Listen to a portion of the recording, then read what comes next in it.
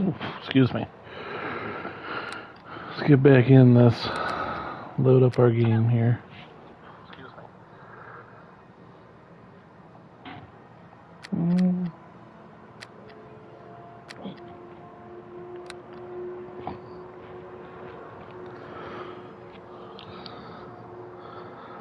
I have several places to go.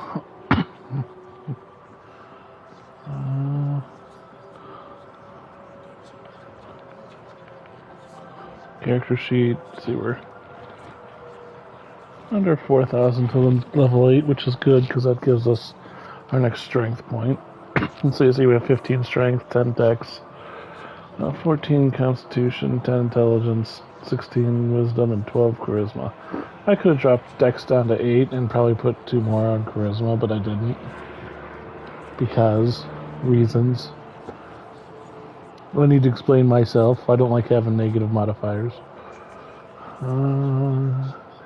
Inventory. Yeah, we got a lot of inventory. That's just how it is.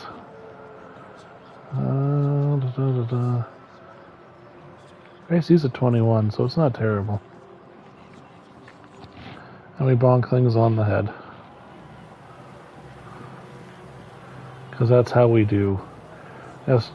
Last time we got the excuse me, the intellect of our taken care of.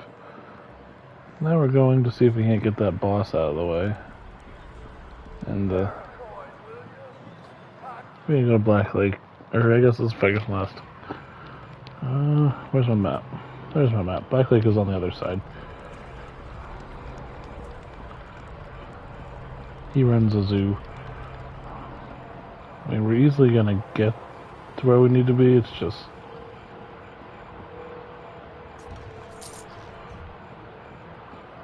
I don't know when it'll happen. That's just a bolt, okay. It's nothing special. Ain't nothing special.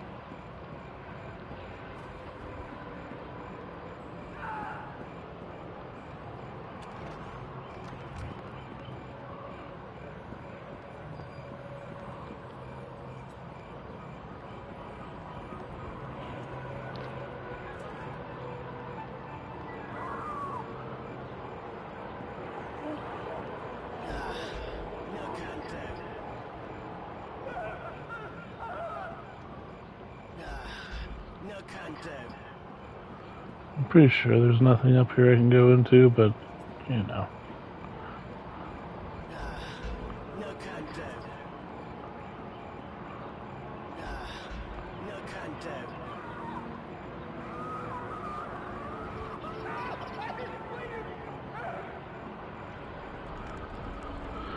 This is kind of where I want to be anyway.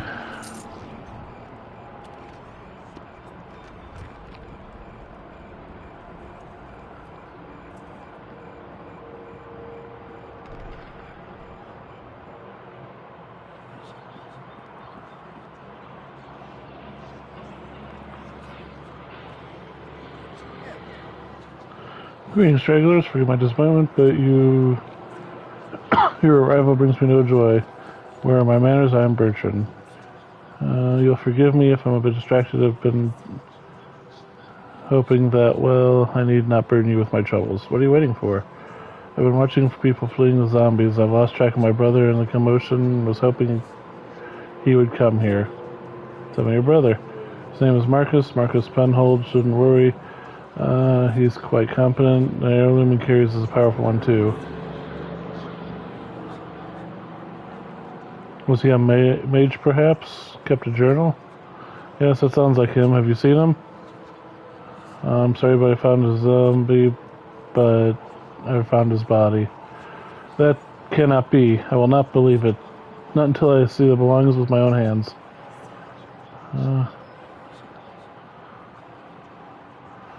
I found his journal. You hold the book with no doubt in your eyes. I have to believe you. I did not even know he wrote. And you, what are your intentions then?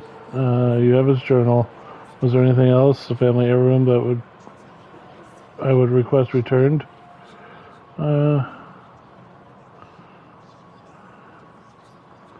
Yeah, I can give them to you. Yeah, the staff. I thank you. I can at least have a little piece of him back. It is no replacement, but it's something. Yeah, journal, take it. I have been given much. All his things. I'm sure they will bring comfort. I hope they will. I hope. Please, take this gold. I know it's not much, but you have been a great help to me. I appreciate it. I know you will make good use of it. Thank you again. Alright, so we took care of the stuff there. Greetings and welcome to the house of the home. Do you seek blessing for the troubled time? Yeah, I'll take the offer.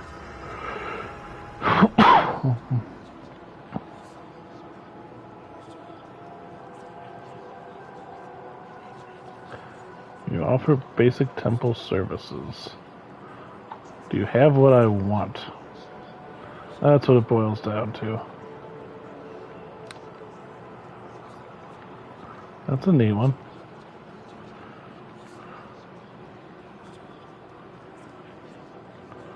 Just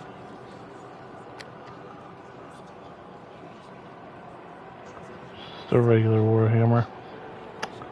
Disappointment.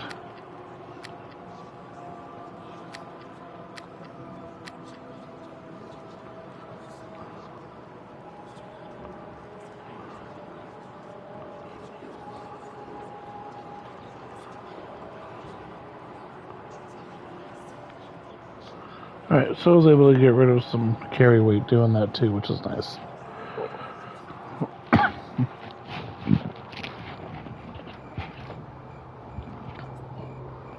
Let's see here. Character sheet.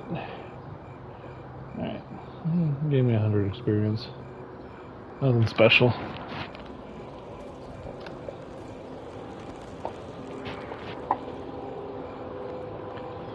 Do want to go into this.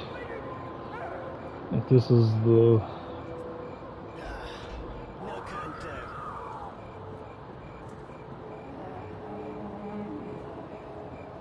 If that's the whatchamacall, I need to get in there. Anyway, here's some zombies to annihilate. Come to me, zombies. Bonk. Bonk.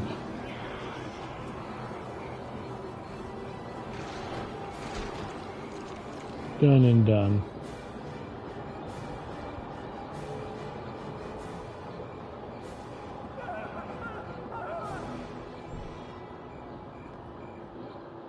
What's in here?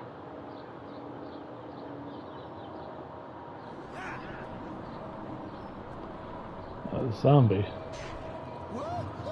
Multiple zombies.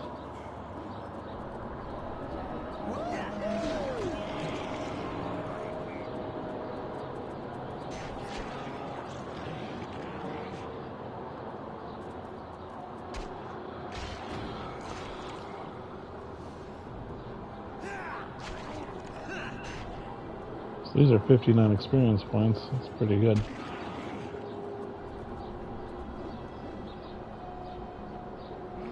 Come on, me, bonk him. There we go. That was good bonking. Good job. Good job, me. I thought that's the box said bonk. It did not. There's a spell. I can sell that. Okie dokie.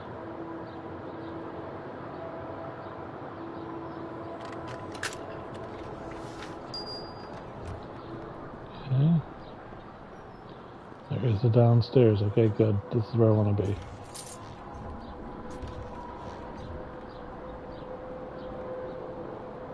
Go over here and check this side out now.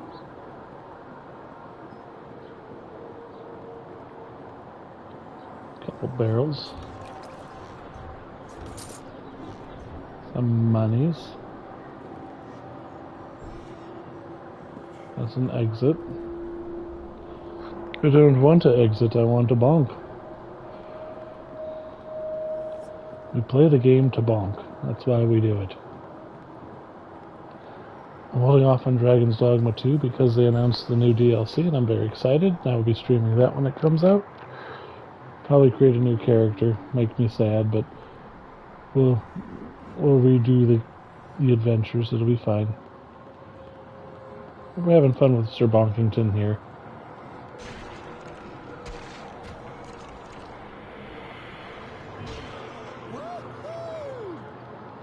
See if he can't save Neverwinter. Yeah.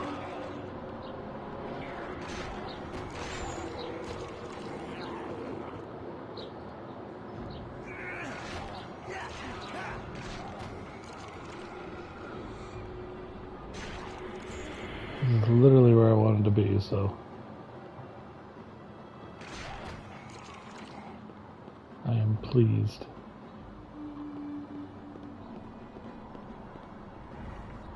Actually, there's nothing here. He's not injured.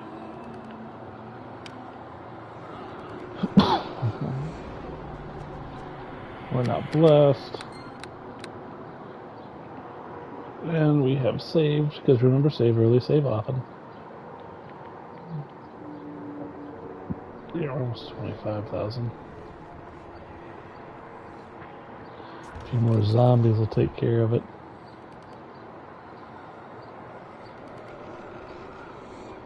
And they're right up there, so good shape, good good shape. Zambi.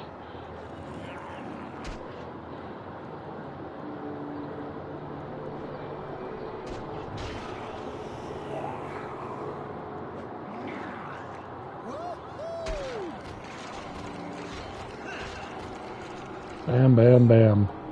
Bonk, bonk, bonk.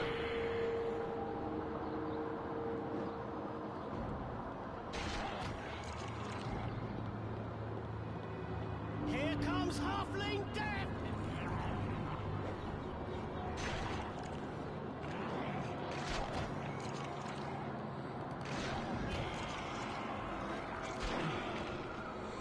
Why are you looking at him? I said look at him. Here comes Halfling Death! There you go. There you go. That's taking care of business right there. Okay, dokie. Come here, Tony.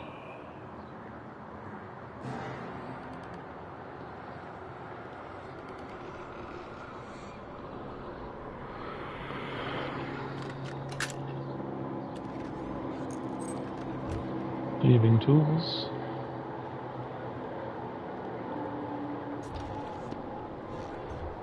Potion of moderate healing. I like that. Tell you right now, I like that. Money. A necklace. Money.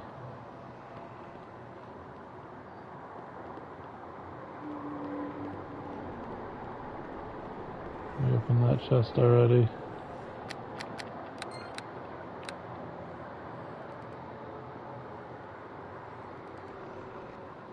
How are we looking? 25,191, okay. Under 2,900.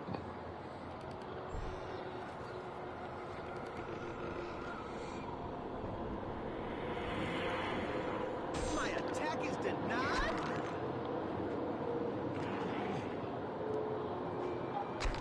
My attack is denied?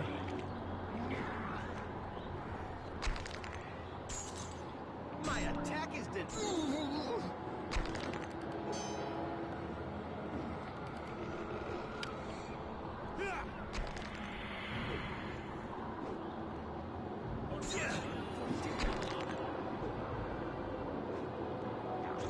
Here comes Halfling Death!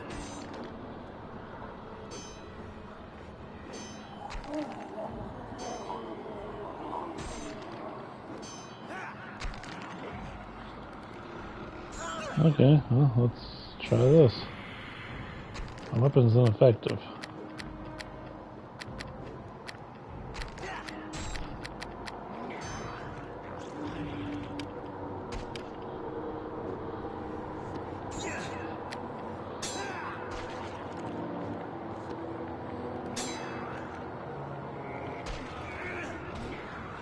Now it's effective.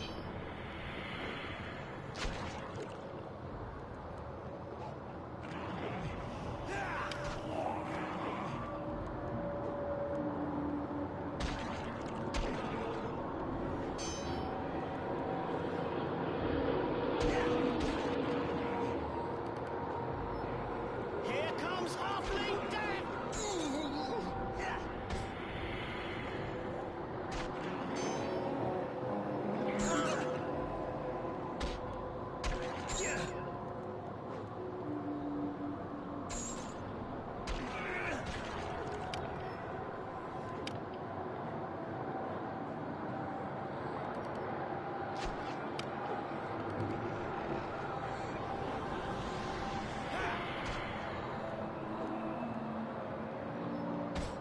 There we go.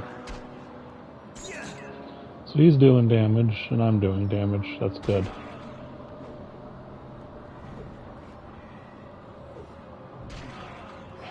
I just put my best weapon on, because I can't bonk him with a hammer. I might as well hit him with a +1 longsword. We'll call that bonking. For 448 gold, it's definitely bonking.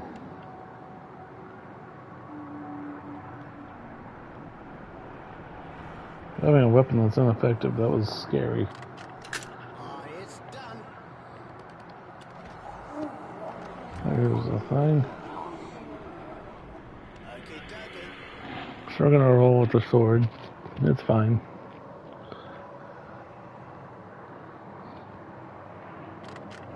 Oh, it's done. It's an armor. A magical armor. An armor of magicalness. Let's see.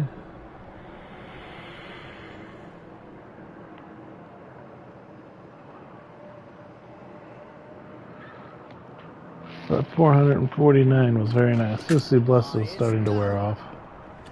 And it's gone.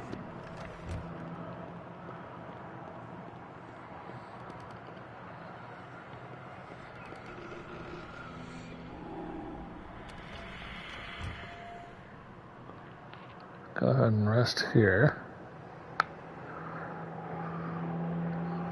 Now I can cast Bless again.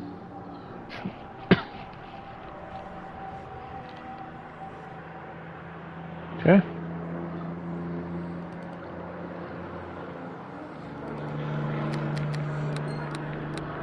Go ahead and save because we won the fight.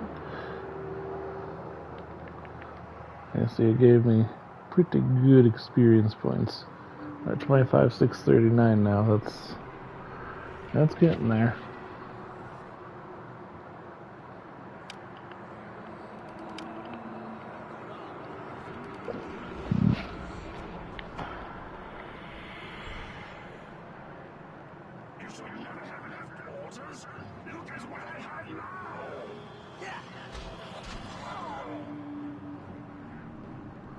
We broke his concentration, so he couldn't cast the spell.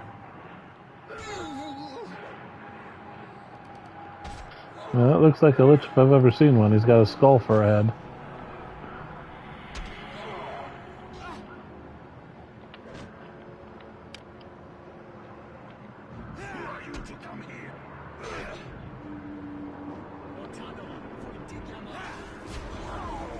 There we go.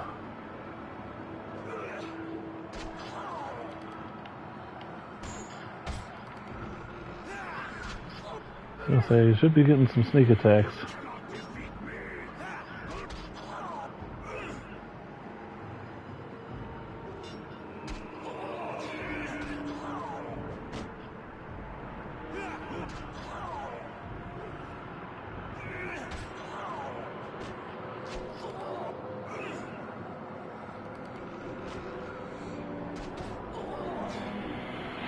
Near dead, again.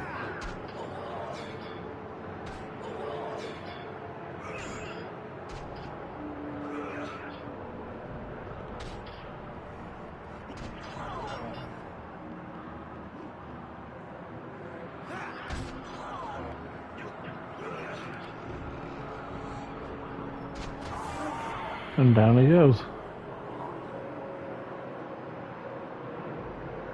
What do you got for me?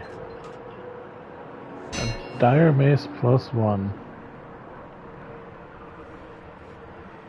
189 experience points.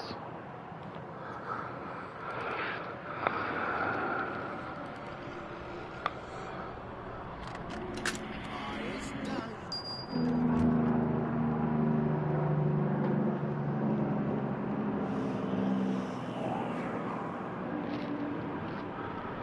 Go ahead and rest here.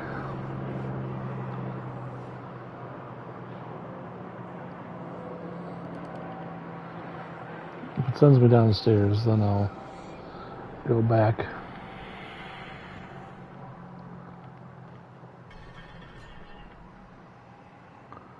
Walters. All is finally good ones. And all my old friends down with the Sword Coast boys. Thanks for getting rid of Draw. He's kept me here for days, just to show me up with this. My name is Walters. You're dressed like a city guard. Why are you captured? I am a guard, but I used to run with the Sword Coast boys. They never forgave me for joining the enemy, especially Droll. Because he wanted to make an example of me after he changed. I got lucky, I guess, not like the others. What about Droll? I'll answer what I can, but we should keep it short. There's still zombies swarming the district. Killing Droll didn't get rid of them. Should killing Droll stop the zombies? I doubt it. Droll couldn't have been behind it all. He was an idiot. A tough one, but still an idiot. He was pure patsy. Stopping the zombies probably means finding the Ghoulman creature Droll was bragging about. I don't know anything about how to do that, though. Who left this Droll? I don't know. He bragged about someone named Gundan. Said he was Lieutenant of Evil. I bet he gave himself the title. Adolescent garbage. Whoever or whatever Gundan is, the two of them must have had a way in to meet. Have you thoroughly checked the warehouse? Some strange things went on. Why would someone corrupt a gang like that? Well, if they got some willing people, maybe they make better henchmen than mindless zombies. I don't know anything about the undead. Could be that they just wanted to cause chaos, or make people afraid of even people without the plague could turn on them. Just ask something else. No questions about you, Walters? About me? Alright, but we should keep it short. They're still undead, swarming all over Beggar's Nest, and killing Joel probably didn't get rid of him. Why did you quit the gang and become a guard? Because it's a job with a future. Joel promised a lot, but he never delivered. His plans never accomplished anything but petty crime. Since I joined the guards, I've been trying to straighten him out, but he wouldn't listen. Always looking for the easy way, no matter the long-term cost. Where are you supposed to be stationed? I was patrolling near the gate of the city core. They must have noticed I'm missing, but probably can't spare anyone to look. I'll have to find my way back there eventually. Dangerous with the undead, though. Back to my general questions. Questions about the others you mentioned. Ever since I left, Jarl really tightened his grip on the Sword Coast boys. He didn't want anyone else leaving, not alive anyway. A few weeks ago, I guess some of the guys tried to convince Jarl to take the gang out of the city. They wanted to try to avoid the plague. What happened to him? Same thing that happened to all the other boys. Jarl made some deal to become whatever he became, and the rest of them were killed. All the old gang gone. I'm just glad Jarl got what he deserved in the end. Good riddance. I should get moving. What about you now? I'd like to get out of here, of course. I don't know if I could make it to the main gate on my own unless the zombies were taken care of. Just wait until I clear things out. I suppose, but there's still a lot of undead swarming around. Jarl's benefactor is out there somewhere. I wish I wasn't so weak right now. Look, if I could, I'd heal you. And, well, you're uninjured. Stop being a wimp. Get out there and fight.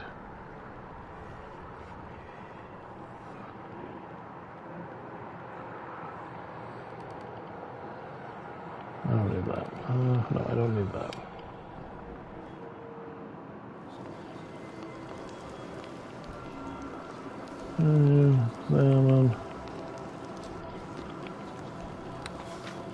16, 64, 5. We're gonna get rid of our Warhammer. There's no point in keeping it. I'm just gonna drop it. I'm not gonna like get rid of it. But it's time for it to go. Glittering necklace. There's that.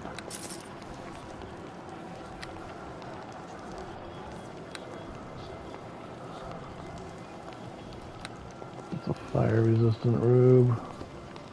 Can't use the dire mace.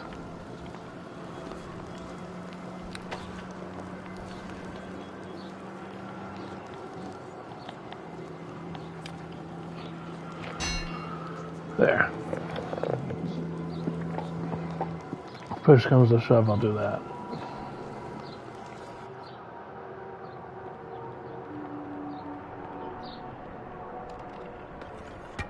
That was a good +1. He's gone. Thanks for getting rid of Draw. He's kept me here for days, just to show me up.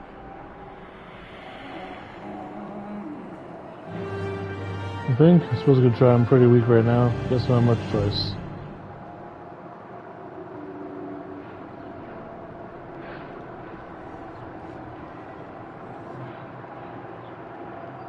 Dude, there's nobody else here.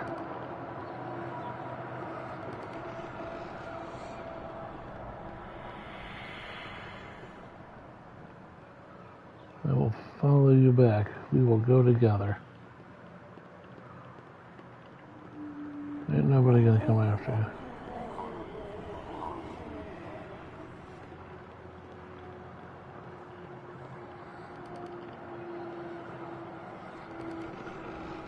And he disappeared, so he's ventured off. Probably dead. That's his own problem.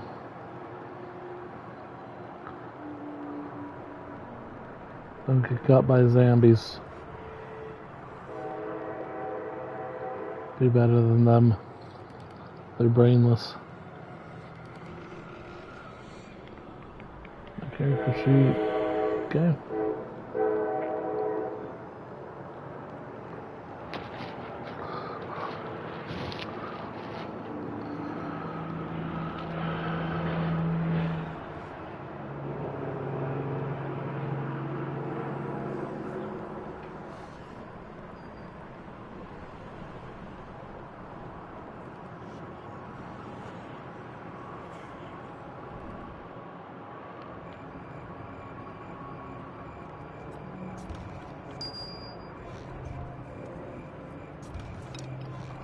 Nice.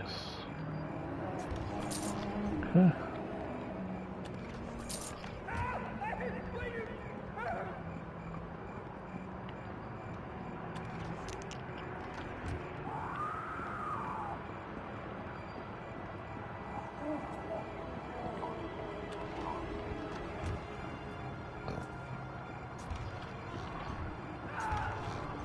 Pretty sure this is where what's this? Yeah, that's Marcus.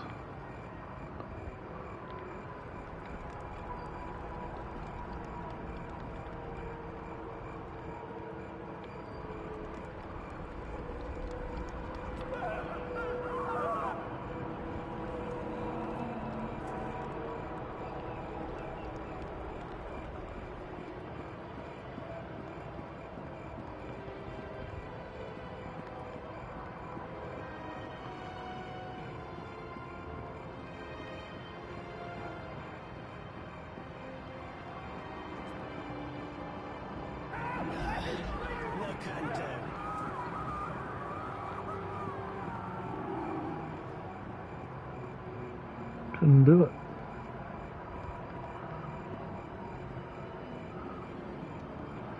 I couldn't if I tried. Do. Woohoo. Nobody knows it. Do. Okay.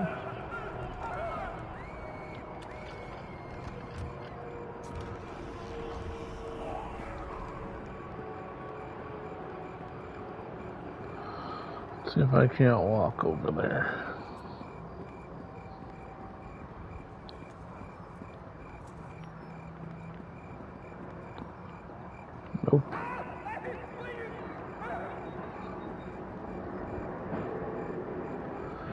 Yeah, I'm pretty much stuck here. That's what it is.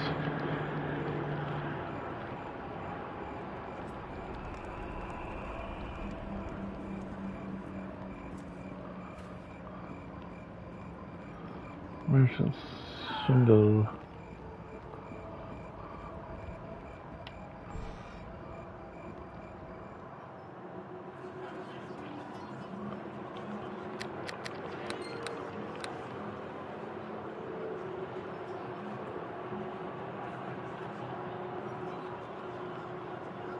Ah, you've returned to me.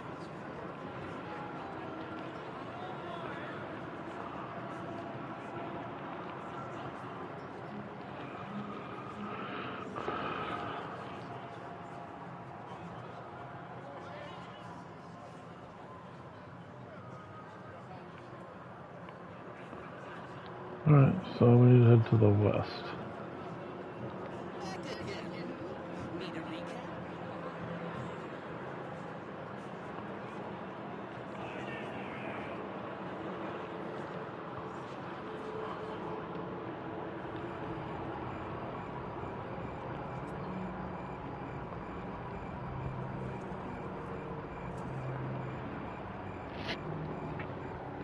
We're gonna head to the entrance just to see if he made it.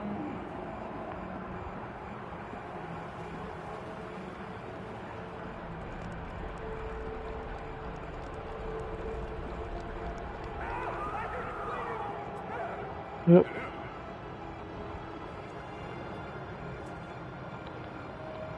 He's gone. All is finally done. Good news. My old friends down there. The sorrow comes back.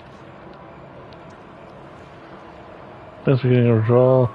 A jerks like him or why I quit the gang to begin with and become a guard. He got what he deserved and for what he did to others.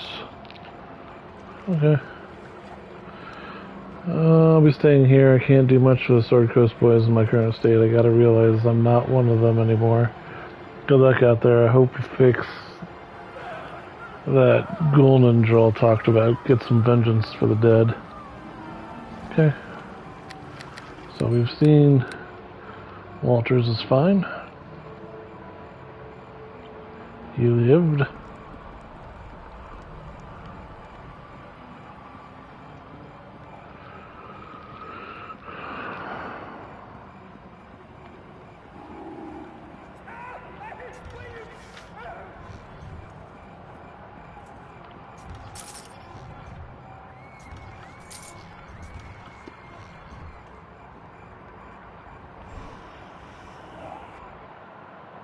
I love this part!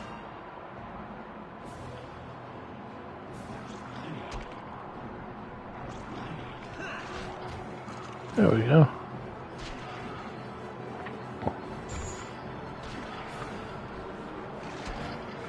Yeah, we're just doing more damage.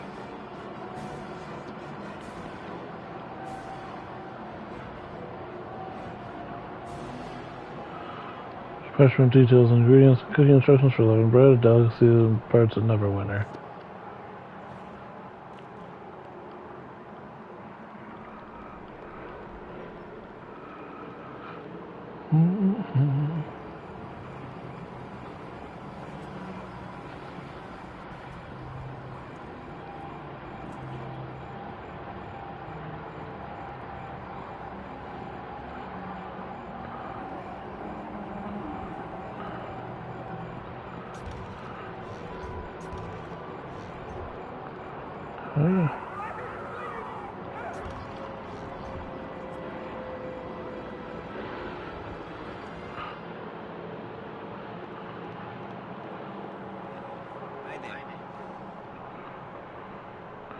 I'm fighting undead.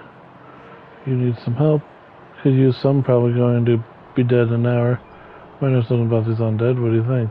That my brother has been acting funny. He goes straight into the house to the north of here and leave the undead alone. Okay. Yeah, so it's north of here.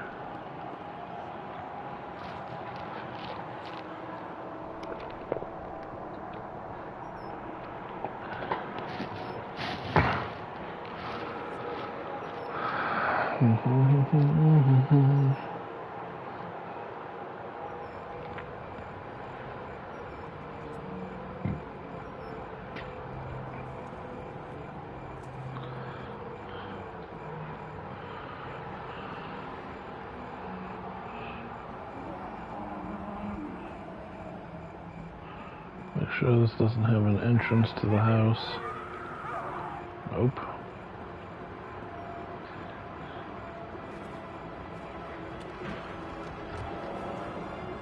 Okay, well.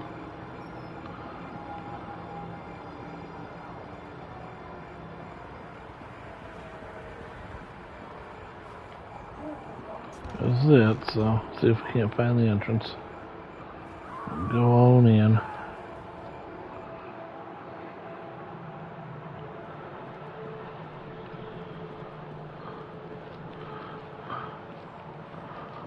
We fought our way through here already.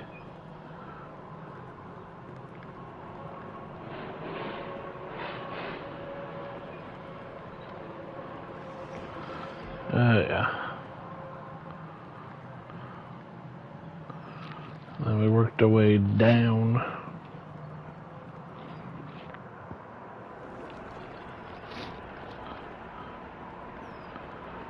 And around.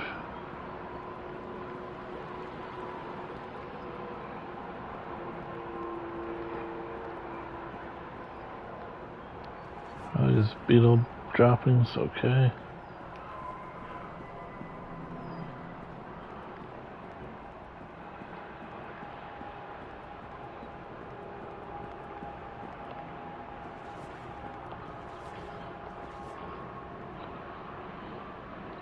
Since that's just a torch, I don't need a torch.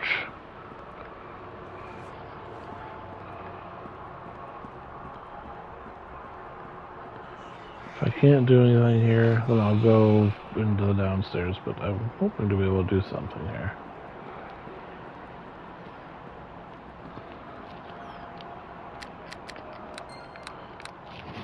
Just in case something stupid happens.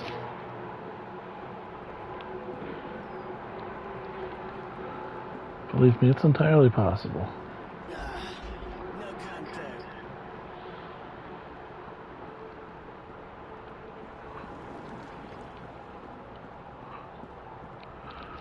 Alright.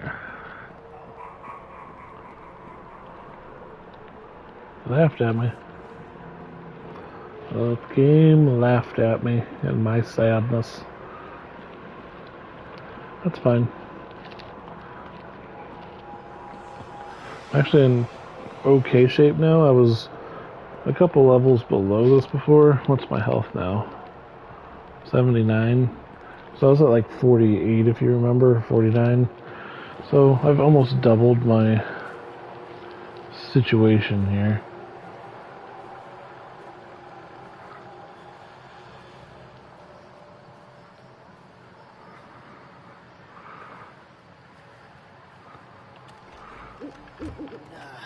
No contact.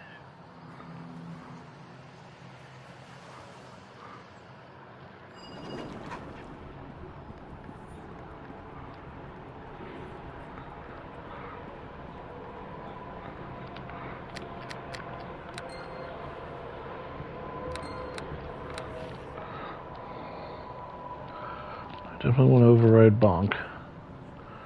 And I want to cast Bless.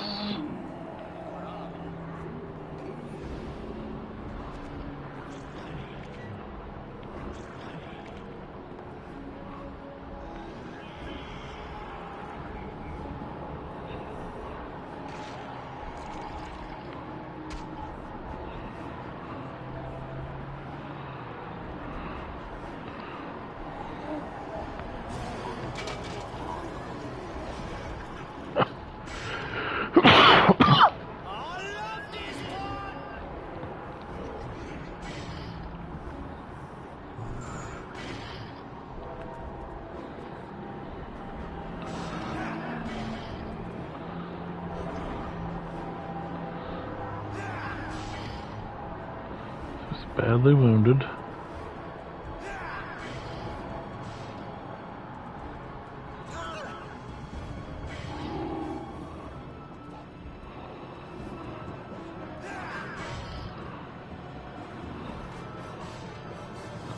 Now he's near death. That's bad.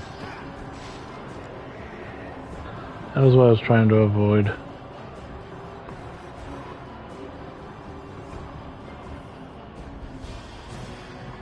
It's done. Okay, dokie.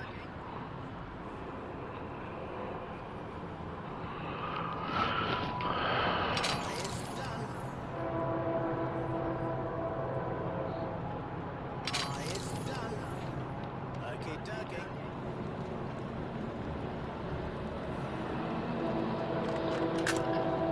Okay, dokie.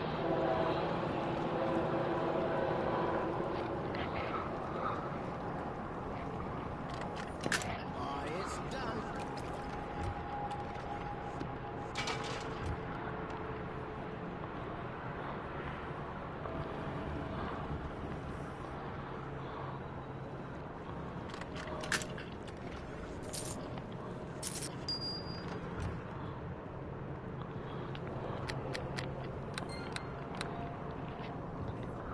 It's fine. I'm fine.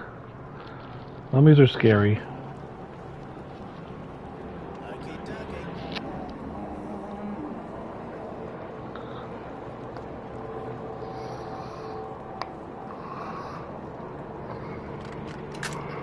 It's done.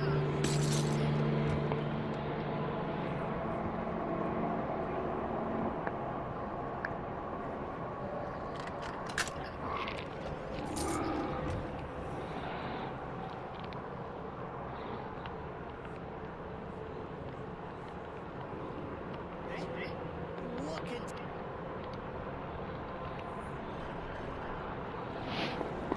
Okay.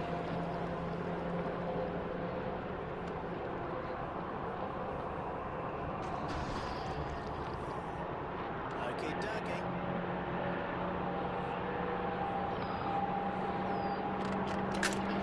It's done.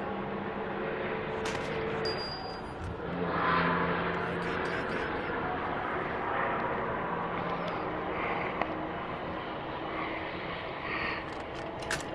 It's done.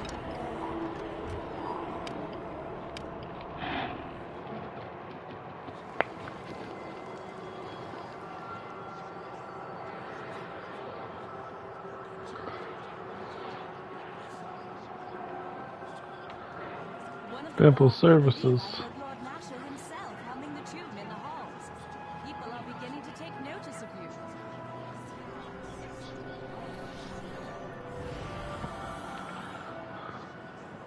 Farewell.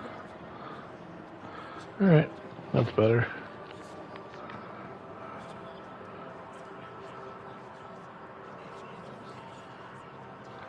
So under 2,000 or under 1,900 experience points to the next level now.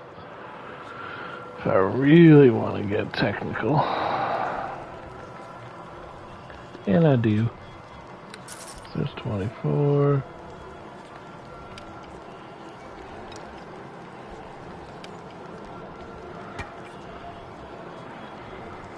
Upper necklace. Club. Tower shield.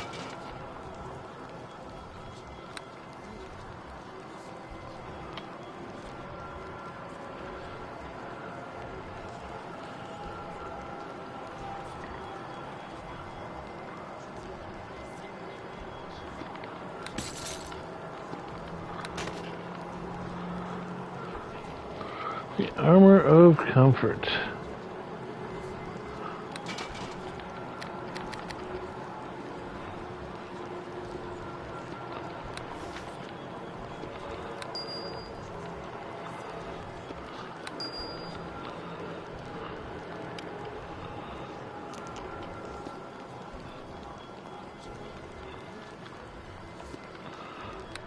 Vampire.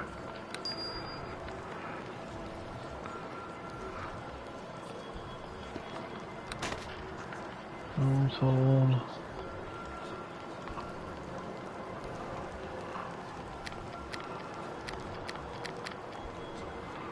Okie dokie, Smokey.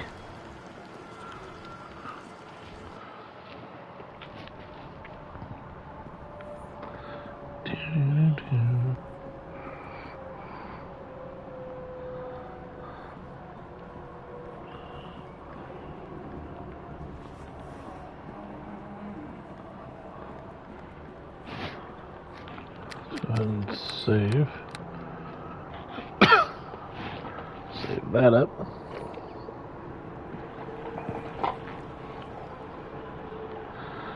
And move along.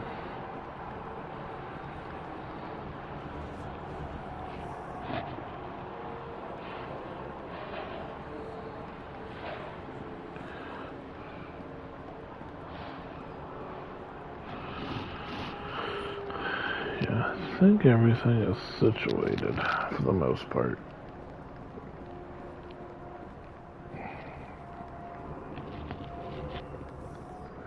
I want to fight the big baddie in this dungeon. She's difficult. That lich was not easy, but she's going to be very difficult.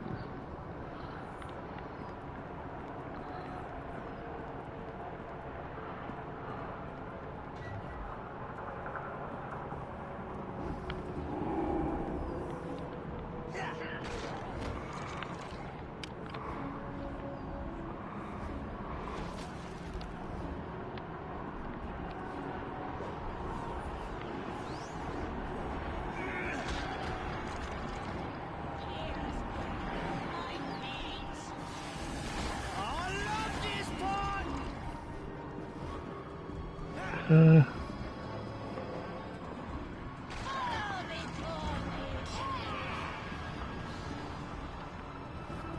Here comes Halfling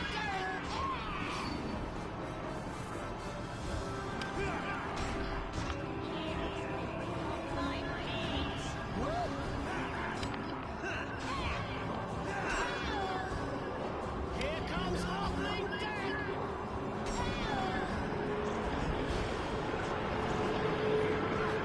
Here comes Halfling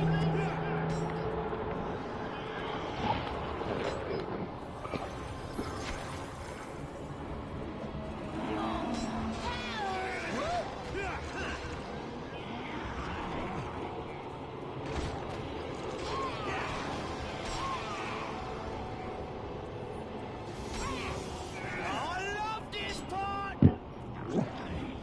I will overcome! Here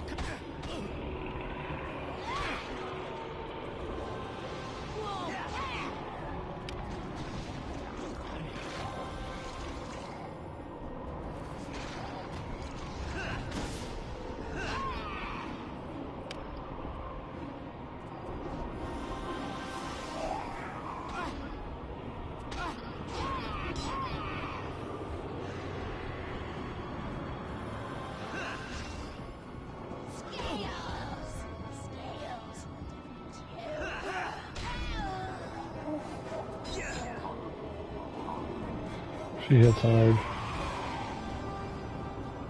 448, okay. Like I said, special holy water, okay. And a Sumter +1, not bad.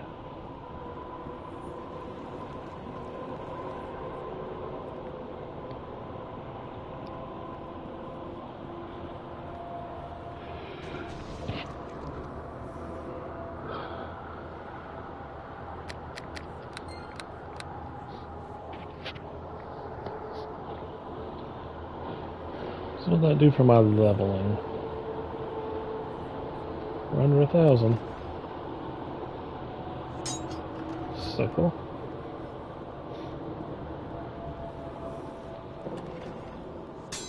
Another longsword +1.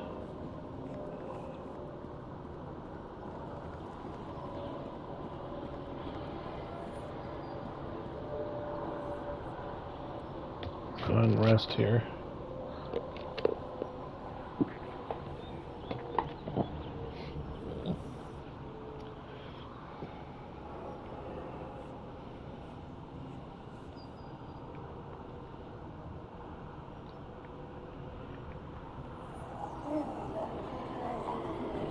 D6 versus 1d8, and I get 19 or 20. Okay.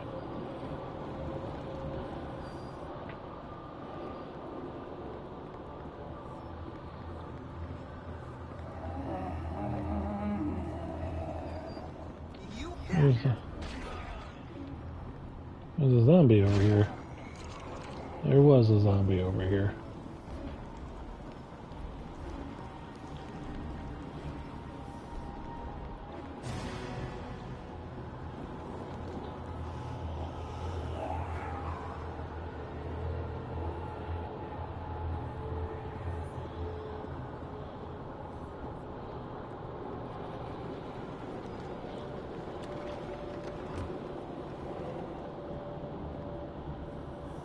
Alrighty.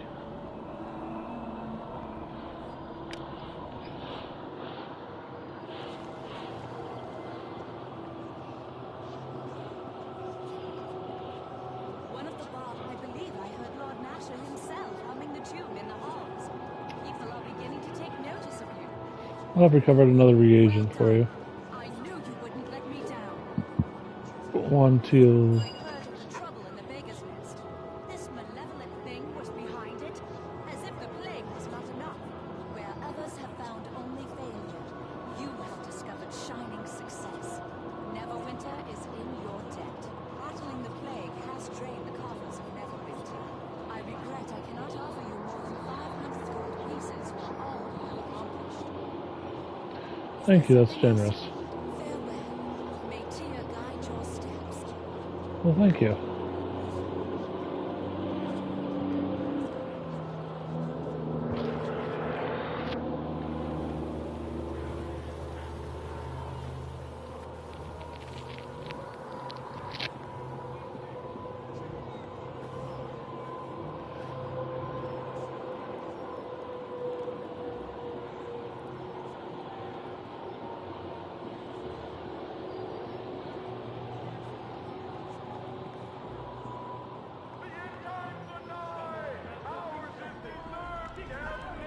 In you go.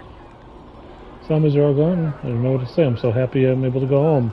I mean, it's just Beggar's Nest, but it's all I've got left. It's over? I mean, the plague's still going on, sure, but at least I can go home. The zombies in Beggar's Nest were just a nightmare I didn't need. Thank you. Oh, you're welcome. I'm awesome. Make sure you tell everyone. I'm told Beggar's Nest is significantly more safe thanks to your efforts, Sir Bongington. Such work will earn you great respect here in Neverwinter. Thank you.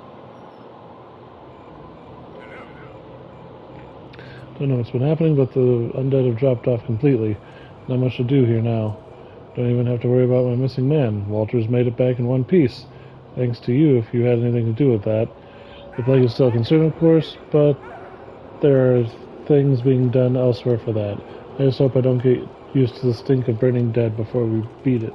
It was the Yonti that was causing it. A Yonti?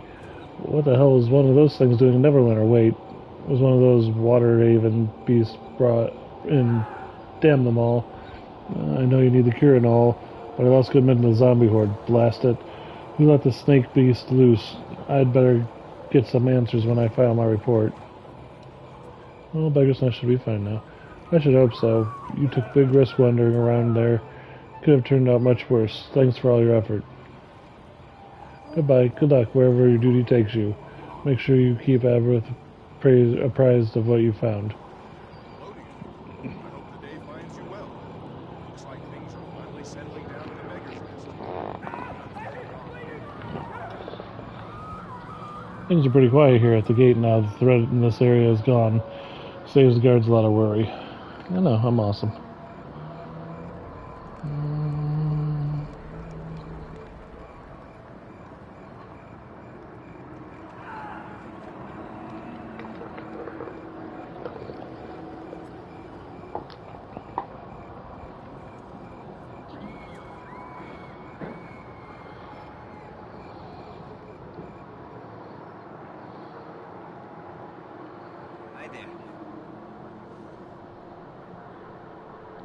Found this ring they called Hideout. Recognize it? That's what was my brother's. He always had it with him. He's dead, I know it. I don't have much to give you, just keep the ring. Reminds me how he died, not his life. Very well then. Keep safe out there. Cool. We're just completing quests all over the place. It's great. Character sheet, 2730 set. Cool. We're doing great. We really are. I don't think anything is left.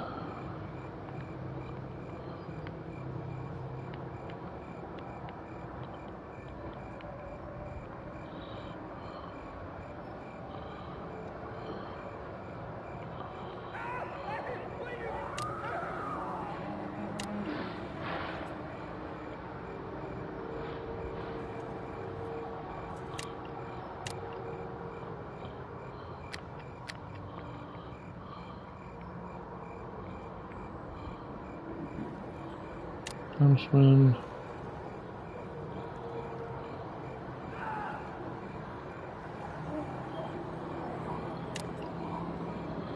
Okay.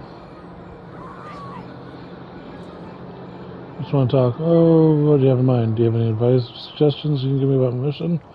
I guess I can tell you a bit about the Peninsula District if you want. No, okay.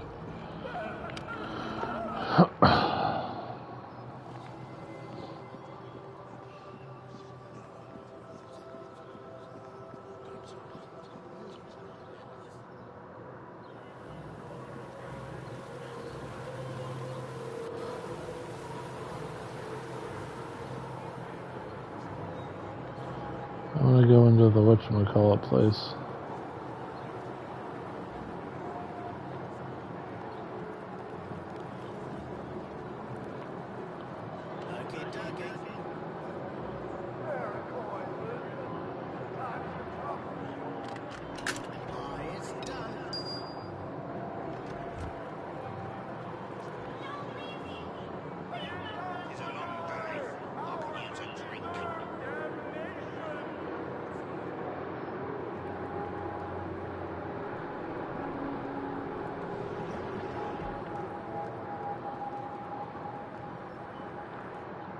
This isn't it.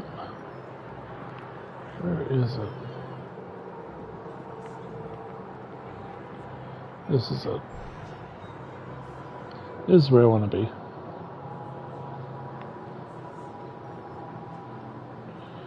Not you. No. Merchant, let me see your wares.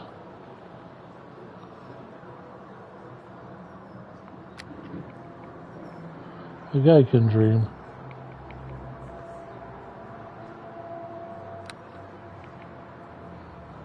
It's not a very good dream, though.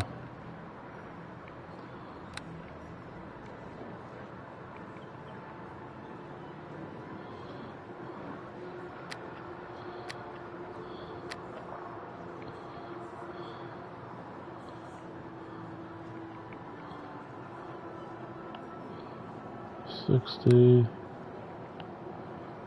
$40, $20, $80.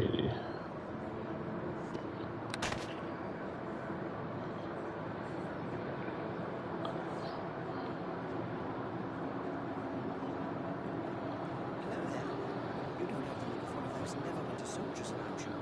Neither do you show any evidence of having contracted the plague. Well, you have a certain bearing about you that distinguishes you from ordinary citizens. Based on my observations, I'd venture a hypothesis that you're an adventurer, correct? You're right, I'm an adventurer. My name is Sir Bonkington. Who are you? I'm Bodydonk Linkle, a gnome sorcerer in the island of Latin, who only recently arrived here in Neverwinter. Latin, isn't that just a place where all those crazy inventions come from? My homeland does have a reputation for producing marvelous machines and outlandish contraptions, not otherwise known in Faerun.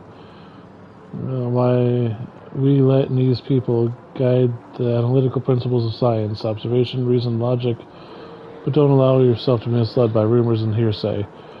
We aren't all kooky inventors as some would have you believe. I myself am a sorcerer, for example. Sorcerer, I thought Latin looked down on magic. Latinese people don't disparage magic, though they do not understand it. However, in my land we rely on arcane far less than other peoples of Faerun. We prefer to seek scientific solution to a problem rather than a magical one. Often through observation and experimentation, a problem can be solved without resorting to magecraft. Of course, sometimes a little touch of the arcane is a good thing.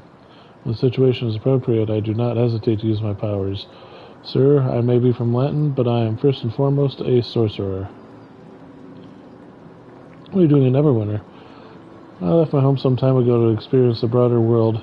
It's not uncommon for the people of my island to undertake such a journey. I was exploring the northern Sword Coast when I heard rumblings of a previous unknown plague breaking out over Neverwinter. In the name of scientific discovery, I came to investigate and catalog the new illness. Fortunately, I arrived before the city was quarantined. I decided to begin my investigation of the Wailing Death and the Beggar's Nest. Why Beggar's Nest? From the accounts I gathered, it was generally agreed the Beggar's Nest was where the outbreak began. I thought the best way to learn about the plague was to trace it back to its source. And when I learned that clerics were unable to combat the plague, I thought I could apply my scientific principles of Latin to discover a more mundane cure. Unfortunately, I had to end my investigation in Beggar's Nest mere days after it began, far too short time to conduct proper study of the situation. Why'd you have to stop your investigations? It's difficult to conduct a serious scientific analysis when you are constantly besieged by zombies. Much as I wanted to continue my research, I was not about to throw my life away to it. However, the zombie infestation struck me as more than a mere coincidence. I suspect there may be more than a causal relationship between the animated corpses in the district and the outbreak of the plague itself. While the zombies continue to wander in the district, I cannot test my theory, but I suspect the information that could lead to the cure could be found within Beggar's Nest. Actually, I'm looking for some hired help to assist me on my mission. Your mission? And what mission would that be? I work with Lady Aberynth. My mission is confidential. I work with Lady Aberynth. I have been instructed to find several missing creatures that might be used to find a plague cure. Yes, I suppose extracting a cure from certain regions could be a possible method of countering the rapid spread of this epidemic. Given my own scientific interest in the plague, I would be rather glad to accompany you on this mission, sir. All evidence seems to indicate you are a capable man and isn't afraid of a little adventure and exploration. I'll join you for 200 gold pieces. How about 150? There is something to be said for new experiences. Okay, I agree to your terms. 150 gold it is. I'll use my spells and skills to help you out as we go along as I can. If I ever want to change my tactics, just speak with me and give me new instructions. Is there something you need? I'd like you to level up. Is there something you need? See, he changed clothes even because he's gotten more powerful, which is kind of awesome. I just want to talk for a while. I'm a staunch proponent of free exchange of ideas, sir. What is it you wish to know? If you're to be my henchman, I'd like to know more about you. Your request is completely logical, sir. I'll be happy to answer your inquiries. However, you might expect I have some questions of my own.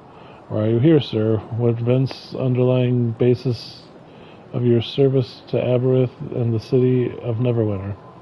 I've seen too much death and suffering from the plague to stand idly by. Compassion is an admirable trait, sir, though I must confess my own motivations when I came here were quite different.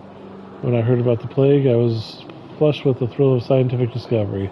I thought that if I applied the principles of observation and experimentation, I could discover a cure for the plague. It was only after I arrived I realized how wrong the preconceived notions were. I suppose the need to learn this lesson was one of the reasons my mentor insisted on sending me out from Lantern. I am a sorcerer. I have the ability to unleash powerful and dangerous forces. I would have been foolish to undertake this career path without seeking guidance of one or more experienced than I. However, sorcerers and wizards are not common in Latin. We prefer to find scientific solutions to problems whenever possible, rather than relying on magic. At last, I managed to locate another who could train me in the arcane arts, a human sorcerer named Peripheral, who lived in a secluded tower to the far side of the island. And he took you in? I admit, when I first arrived, Peripheral's tower I did not receive a warm welcome. Or rather, to be more accurate, I should say received an overly warm welcome. Just as I reached Peripheral's tower, a large lizard popped out from behind a nearby bush. It was somewhat alarming, however, when the creature opened its jaws and belched forth a jet of flame, I became absolutely terrified. I fled back into where I'd come, the fire drake's blasts of flame licking at my heels, and the entire way. As soon as I passed beyond the boundaries of Porphyro's land, the creature turned and disappeared back into the bushes. What'd you do then? Once I regained my wits, I realized that the fire drake had served its dual purpose. It was a guardian of Porphyro's estate, but also provided a challenge for any would-be apprentices who might wish to approach him. If I could find a way to best the creature, I was certain Porphyro would see my potential and accept me as an apprentice. The problem was how to get past the creature when my magic was barely capable of igniting a candle. I'd rely on my mind to solve the problem, so I began to analyze the facts as I knew them. I realized the creature was nothing more than an illusion. An illusion? How'd you figure that out? I simply looked at the evidence. Fire drakes are not indigenous to my island, and the climate is hardly suitable for one to survive. Plus, I had noticed no burn patches and grass-scorched bushes on the grounds. And the flames I felt licking my heels had no damage to my shoes and clothing. Armed with an undeniable proof of the illusion, I marched toward the tower once again. When the lizard appeared, I simply ignored it and charged straight at me, fire and smoke spewing from its jaws. But I held my ground, and a split second before the beast bellowed over me, it disappeared in a shower of light. The door of the tower swung open. I stepped in to see an old man with robes. He smiled at me and said, "Well done, boldly Doc Linkle. You have proven yourself worthy of being my student. I am Porphyro. What was it like to be his apprentice?" "I'm sorry, sir, but this isn't the most reasonable time to discuss it, is it? After all, Neverwinter is in great peril. As for me ask about this again later, sir, and I'll be happy to continue my tale. But for now, we should focus on your mission, Lady Avaroth." Is there something you need? "Yeah, how about we keep going? You seem quite interested in my time as an apprentice in Porphyro, sir. I suppose we can afford a few minutes for me to recount those days for you.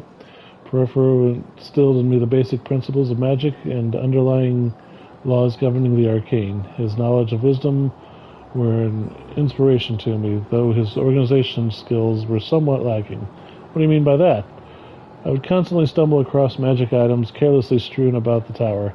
Potions and elixirs half finished. Experiments would be left sitting out on the kitchen table. Ancient scrolls he had been copying would be stuffed under cushions of chairs. Wands I'd turned up in closets and drawers, and he never ever locked his laboratory, despite the countless powerful magical items and dangerous experiments he often dabbled in. I must have found that quite a temptation, I admit. Seeing all those potions and wands and scrolls lying around was difficult, and I must confess that eventually I did give in to the temptation. I just snapped. I couldn't take it anymore.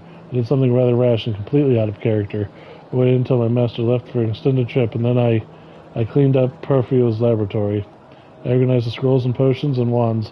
I built shelves to store the magical components of his research, and I made catalog card system so he could cross-reference all of his tests and results.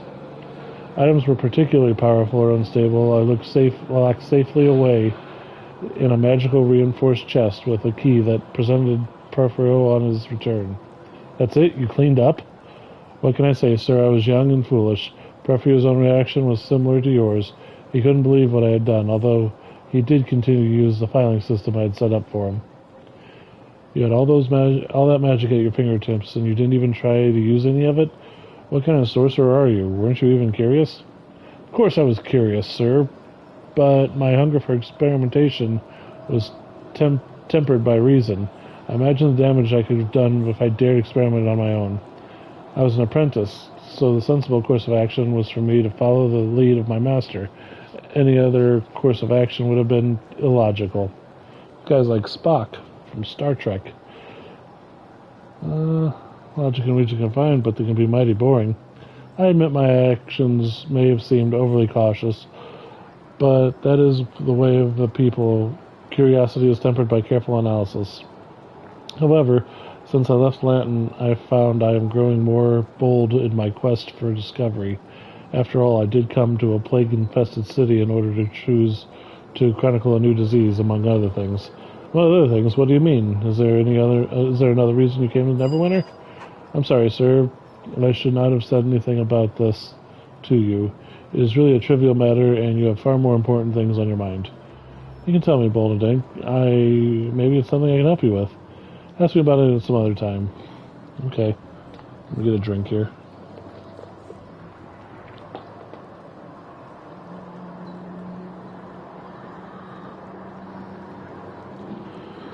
Is there something you need? Yeah, I just want to talk for a while. I want to continue our story from before. I told you earlier I came to Neverwinter to study the Wailing Death, sir, but there was another reason I came as well. Given all that has happened, it seemed rather unimportant until now. But you did ask me, so I must conclude that you are interested in my motivations. I have come to Neverwinter in search of bread. Bread? I know, foolish as it sounds, but I have heard that the special type of bread only found in Neverwinter. Leaven bread, they call it. It is said that a loaf stays fresh for months, and that it never goes stale or moldy. I was hoping that when I came to Neverwinter I could find some to teach me the secret of making this wondrous leavened bread. If we could determine the agents of that keep the bread from spoiling, I think the principle could be applied to any number of other uses. With a little research and discovery, it could mean so much more than simple bread.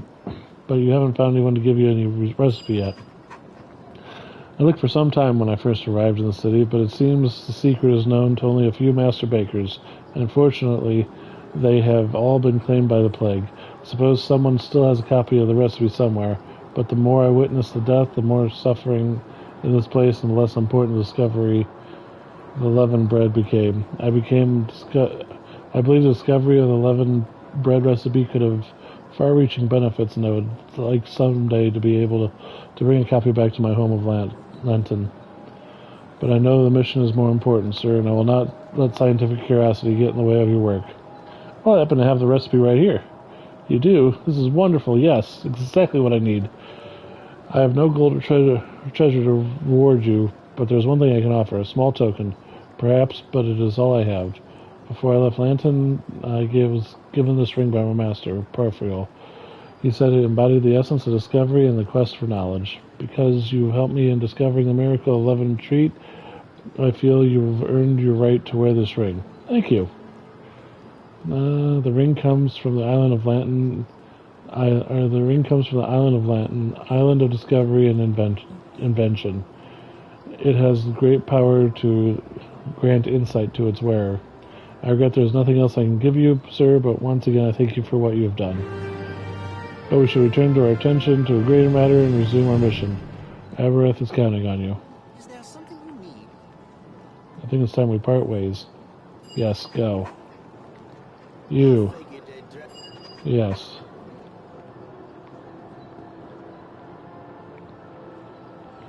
Let's see here.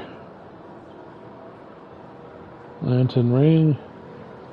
Charisma and regeneration. It's actually a great ring. What do we got here? Bye. Put that on. Okay.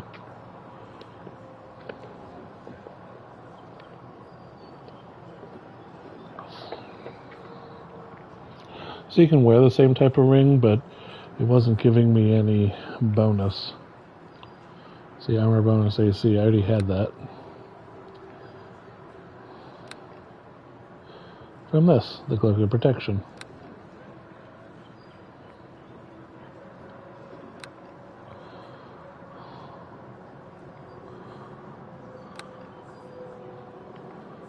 Okay, let's go ahead and save.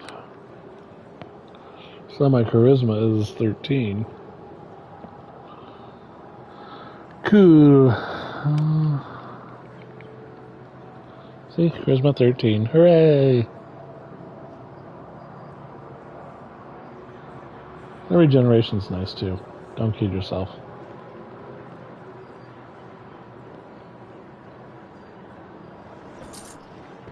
Hey, do you need a henchman? I already told you that I didn't mean to step on your cat. It ran right in front.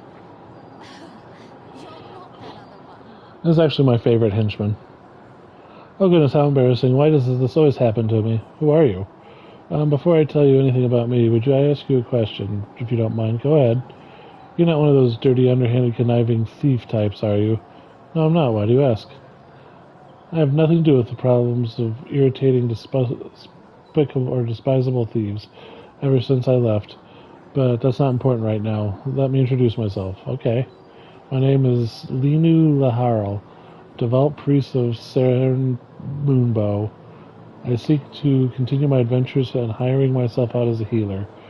Why are you here in the barracks, rather helping plague victims? I came to the city believing I could stem the tide of the plague with the powers of Sahane. Alas, it defied my every attempt to find a cure. I was working hard, long hours in the Temple of Tyr, trying to alleviate the pain of the sick. Finally, after working through several days and nights, I was exhausted. When I tried to stand, I fainted. Then what happened?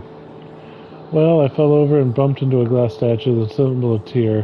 One of the balance plates flew across the room and smashed in spectacular right above the head of the priest. The crash was so shocking that the priest sat down right on top of a rather large shard of glass. I'm sure it healed up just fine once they stripped him and pulled it out. I was unhurt, but the priest didn't seem too concerned about that at the time. They asked me to find somewhere else to help with the wounded, as if it was my fault somehow. Well, it could happen to anyone.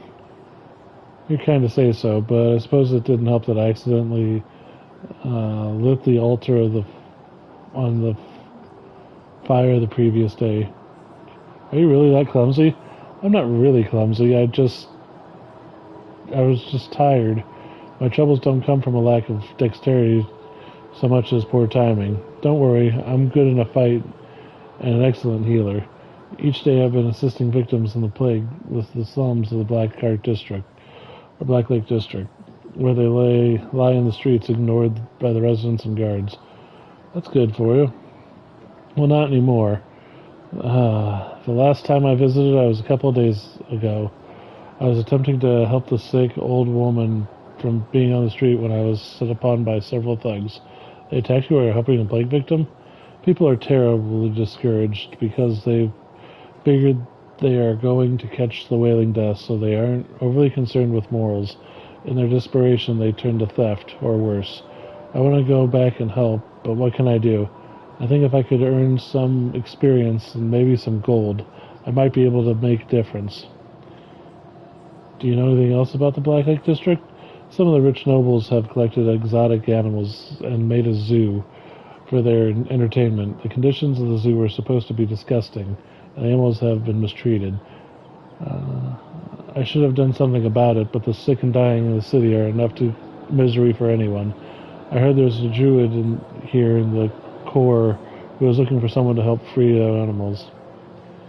If you would go to the Black Lake District, you will have to cross the slums. Plenty of looters would like to stick their knife in you, so having someone who can guard you and heal you wounds would be a good idea.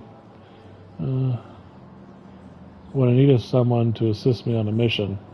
I'm going to trust that you need work, but I really don't care to be involved in any sort of shady deals. Perhaps you could tell me more about this mission?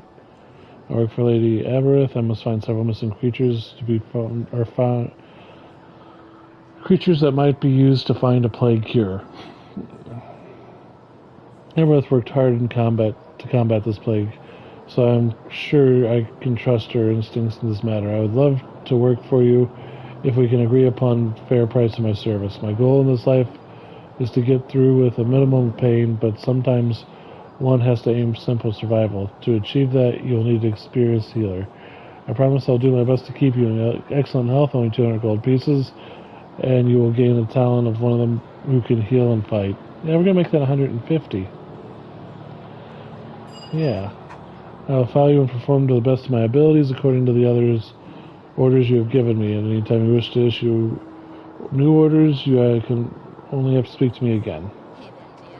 What can I do? So there's her fruit now, and she has leveled up. Hey there, dear. What can I do for you? I just want to talk for a while. I love chatting with you, but don't you think we should return to your mission? If we're going to be working together, I'd like to know more about you. I guess that's understandable. I have been away from my home and friends for a long time. I'd like to get to know you too. Alright, sir, what questions have you for me? What did you do? What did you leave your homeland? You don't want to start easy questions, do you? That's a bit of a difficult question to answer, but I will do my best. I had worked at the Temple of the Full Moon in Everska for about 6 years before I left my home. I loved peacefulness of the temple, but even there, accidents and tricks of fate made my life difficult. It wasn't usually anything big, just me in the wrong place at the wrong time. I don't know why, but I just don't have any luck. Well, bad luck happens to us all one time or another. It's not always bad luck, though. Sometimes I can be a little gullible. That's what got me into trouble and sent away from Averska. I was collecting ties one day when a heavily cloaked figure came begging the temple. He looked to be like a starving child, so I took him inside the inner sanctum. I got him some food, and when I came back, he was gone. There was also something else missing, something precious to the church. What did the thief steal? Please forgive me, sir, but I can talk no more about this. We don't know each other well enough to share my most embarrassing moment with a stranger. No, I want to hear you say it. Please, sir, I should have to say so much. We will talk more about this later, but for now, no. What can I do? Tell me more about your story. Appreciate that you've waited patiently to hear more of my story. So basically, you leveled up twice. I think that we have gone through enough together to warrant a deeper level of trust. I just think that you don't make fun of me since this was such a dark blot in my name. Many years ago, a cleric performed a service for the people of Everska by uncovering a drow plot to destroy the city. Sahinine Moonbow came and presented the priest with a silver goblet. And that was what was stolen? Yes. The thief stole it right out from under the temple and managed to sneak it out of the Everska. No small accomplishment there. The other priests were frightfully mad. Only the head priest was willing to concede that it could have happened to someone else. But of course it didn't. It happened to the person that broke the head of the golden statue of Corleone. Really didn't know what else to do, so I stayed up all night praying to Sahanine to guide my path. The goddess heard my prayer, and just before the first ray of light broke the dark, I was granted a vision. What happened in the vision? I saw myself leaving Naverska and going on a long journey. At the end of the journey, I returned with the chalice. The trip itself was a blur. I had no idea where to go, other than north and west. When I told the priests of the vision that would take me far away from them, they all began a cheerful celebration in honor of my sacred quest. It was at that moment. It was the first moment in my life where I felt like I truly belonged. Yes, I'm sure they were very happy for you. But now they'll never welcome me back into the city. My quest has failed. Surely it has not failed. You will find it someday. No, you don't understand. No one will ever understand. I shall be an outcast for life. Please, sir, I should have not said so much. We will talk more about this later, but for now, no. Tell me more about the story. I guess more levels have come, so here's my story. I cannot turn to a fellow priest for help. If I cannot turn to a fellow priest to help me, then who can I turn to? I'm sorry I was so overcome with despair, but you see, I found the silver chalice of Moonbow once already. I found it in a small town called Link, but then, oh, Sir Bonkington, I lost it again. How in the name of all that is holy did you lose it again? As I said, I found the chalice in the merchant town of Lork. The thief, a halfling, tried to sell it to a Zent merchant, but when the halfling tried to charge him 500 gold, the Zent claimed the religious artifact as tribute to Bane. The halfling thief protested, but the mayor of the town is a Zent as well. Next thing the halfling knew, he was arrested for the murder of an old woman who had spit in the face of a Zent soldier the day before. Obviously, he never committed the crime. It never fails to shock me when people are capable of such injustice. How did you find this out? Found out what happened when I showed up in town and saw a mob of people about to hang him. Everyone was laughing and telling a story to anyone who would listen. They actually thought the justice was funny. Every bloody merchant was there for the hanging, and he was drinking from the sacred chalice. Can't believe they'd do that. He already had a rope around the halfling's neck, and when I heard the whole story, I didn't know what to do, but I had to stop it. I ran forward in the crowd, yelling for them to stop, but I tripped and fell in the mud, and I looked up and saw the face of a kindly grandmother. I reached for her hand, and she kicked me right in the teeth. That's horrible. The mob turned into a giant brawl, with fists and laughter flying everywhere. I crawled out from the crowd and fled the town, weeping as I ran. I made it to the forest and collapsed in the bushes off the road. As I lay there weeping, I heard the twig snap. I spun around. Standing there behind me was the halfling. He winked at me and toasted me with the chalice, which he had in his hand. I cried out that I had to have it back, but he just laughed and disappeared into the wood. I never saw him again. Don't worry, Lynn. I'll help you find the chalice. Thank you, sweet sir. That is a kind answer from a good friend. I know I shall probably never find the chalice again, sir, but I shall not give up and must return to my people to restore my honor. If I find it, I'll let you know. Thank you, dear sir, but don't let my concerns interfere with your duty to Aberth. My problem is self-inflicted. Curing the plague was more important. So we don't have the chalice yet, so that's not happening. I like these stories, so we're going through them all. It's part of the game.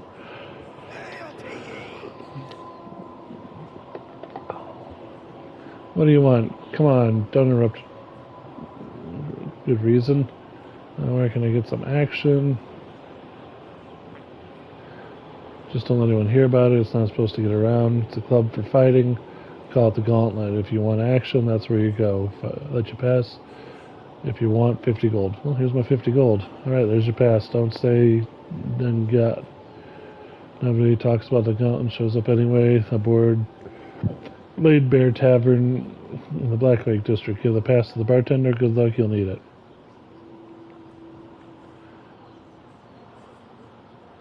Alright. So we learned about that. What we got here? Hey, you need a henchman?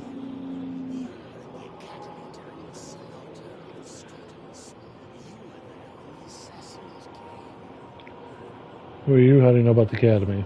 I am Grimgnaw, monk of the Order of Long Death. Grisly account of the academy is no great secret, sir. Not to those who seek such things out. Tell me, as you stood amidst the blood-soaked corpses of your fellow students, did you gaze upon their faces of death? Did you look into his cold eyes and feel the icy touch upon your soul? You seem creepy. Many members of my order are unsettling, for we embrace death and all its incantations. Yet in times these, my skills are of great demand. What kind of skills is that? I'm a disciple of torment and a messenger of death, a silent lord. I bring absolution of pain and anguish to my enemies, and prepare them for a brutal and purifying end. In truth, my skills are not so different from any other soldier or hired blade, though I embrace the beauty and perfection of my enemy's death with steel often lacks. Looking for a good mercenary to help. The monks of the Long Death rarely join those outside our order, but I sense a mark of my master is upon you. A storm of blood swirls around you. Anguish and death will follow in your wake, just as it did at the academy. 200 gold. No, 150. Done. My hands will deal death in your enemies. All my skills are yours to command. Whenever you wish to change my tactics, you have only to speak to me. Is there something you need? Yeah, level up. Auto level. Is there something? Let's want to talk. Conversation is one way to pass time until the Silent Lord comes to claim us. What do you wish to speak? I want to know, if you're going to be my henchman, I want to know more about you. I would ask, sir, that you tell me about yourself first. I'm eager to know about the type of man I have allied myself with. Why do you serve this plague-ravaged city? What do you possess, or what possesses you to venture outside the streets amidst the bloated, swollen corpses of the burning funeral pyres? Too much death and suffering. What the plague brings upon people of the city cannot be called death, for there is no final release for the victims of this illness into the warm grasp of the Silent Lord. True death, ultimate end of existence, is the one perfect absolute in a flawed world of uncertainty. The Order of the Long Death understands this. Tell me more about your order. We bring pain, torment, and anguish to the denizens of the world. Prepare to them for the recent death. We spread devastation and seek to tear down, obliterate, and destroy. The monks of my order bow down to death, sir. We may swear allegiance to another, but only as it serves the will of the Silent Lord. So the Silent Lord is the God of your worship? My order does not bow down to any god. We worship death itself and all its incarnations. Gods are transient.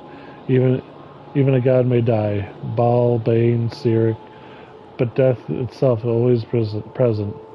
The Silent Lords of the name we give the concept, the very essence of death. Baal is actually the god you try and take over in Baldur's Gate 1, 2, and 3. We all serve death in one way or another, sir. It has only left after I left Mithril Hall to join the Order I truly came to understand this.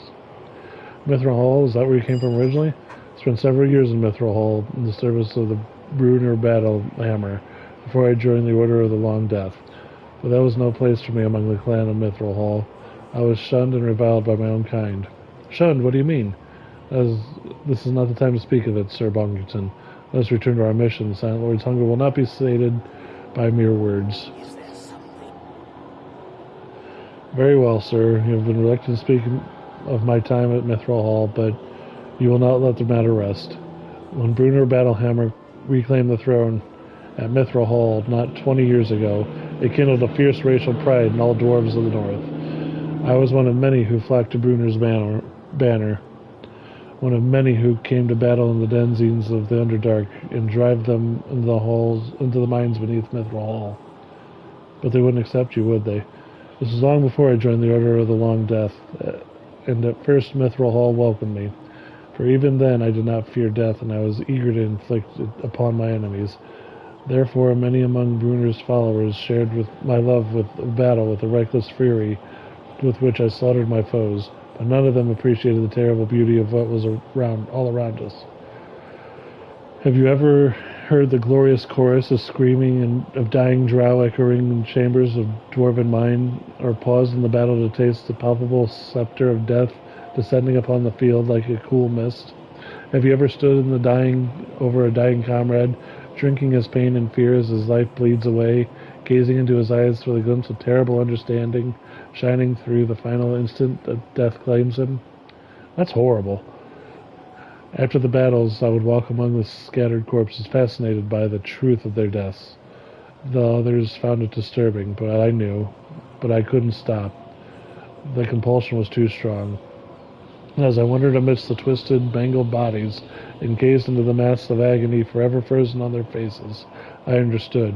Drow, Durgar, dwarf, in death we are all the same. In death we are all perfect. I tried to share my revelation with my brother-in-arms, but they could not understand. They only looked at me with horror and disgust. Yeah, no kidding. Yeah, no kidding, you're a freak. That was what they said as well. Thought they were glad to have me at their side whenever the drow attacked. I left Mithril Hall shortly after my revelation in search of something. I found the Order of the Long Death. I suppose I cannot blame my fellow dwarves for their action.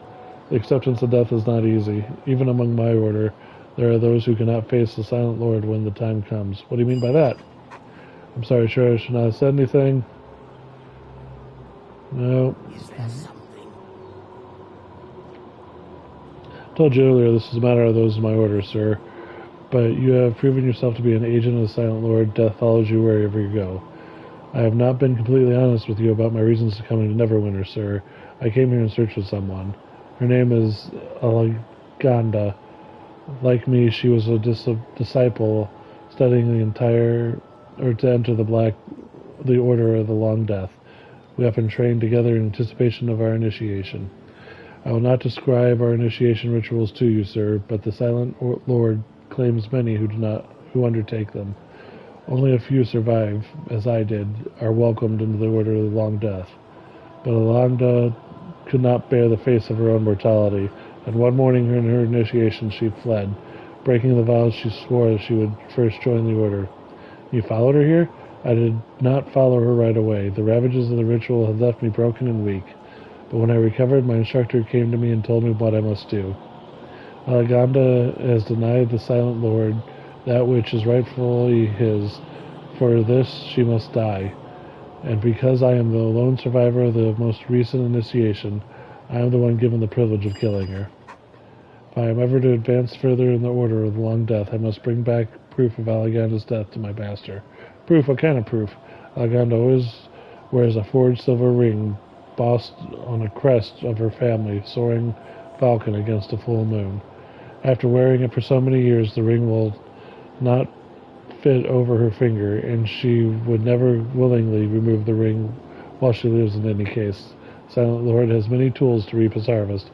Alaganda may have succumbed to the plague or other misfortune, but I'll search the city until I either kill her or find the ring that proves she's already dead. I'll help you find the person. I will not rest until I find the ring that proves Alaganda has been taken by the Silent Lord, though I know my chances of success are few. I have the ring right here. Yes, that's the ring. This is the proof I needed. Now I know she has been taken by the Silent Lord. She was a fool to flee. There is nowhere she can run that death cannot find us. I have no gold or treasure to reward, but there is one thing on offer, a small token, perhaps, but it is all I have. You have proven yourself a true servant of the Silent Lord, sir. Take this amulet, and all who join the Long Death are given a similar talisman. Oh, thanks. I will not save you from the Silent Lord when he finally chooses you, but it will grant you some protection from succumbing to those who would deliver you into his grasp before your appointed time. Eventually I'll return to my order and report Alaganda's death to them, but I can wait until your mission here is done, sir. The mark of death is upon you, sir. As long as I stay by your side, I know I will serve the Silent Lord. I figured you would return, so I waited. I've hardly damaged anything since you left.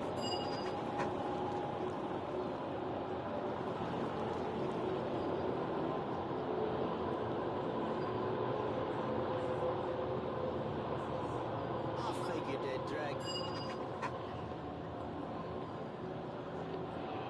Okay.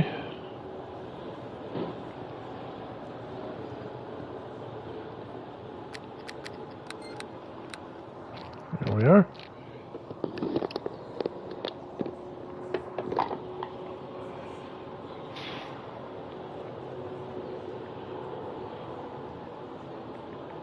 Let's see. Holy water.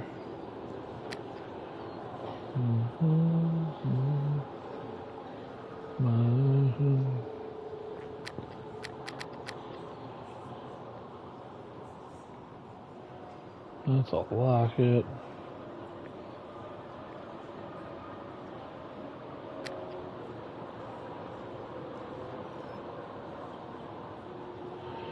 Let's see, Constitution and spell resistance.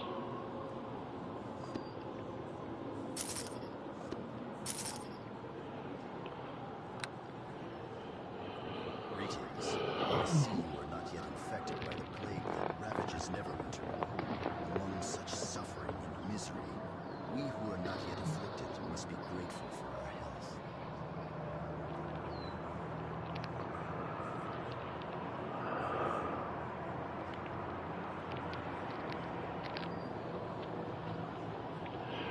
I am Dalen Red Tiger of the Uthgard tribes of the Frozen North, but it has been over a year since I left my people and came to Neverwinter. Now I learn my living as a blade for hire. You're quite well spoken for a half-orc. My father was an orc, and the blood of the inhuman race is in my veins, but I was raised by my mother among the tribes of the Uthgard. Sorry, I don't know much about the tribes. There are some in the city who call my people savages and barbarians, but they know nothing of them. We are great warriors and hunters. We follow the herds living off the land.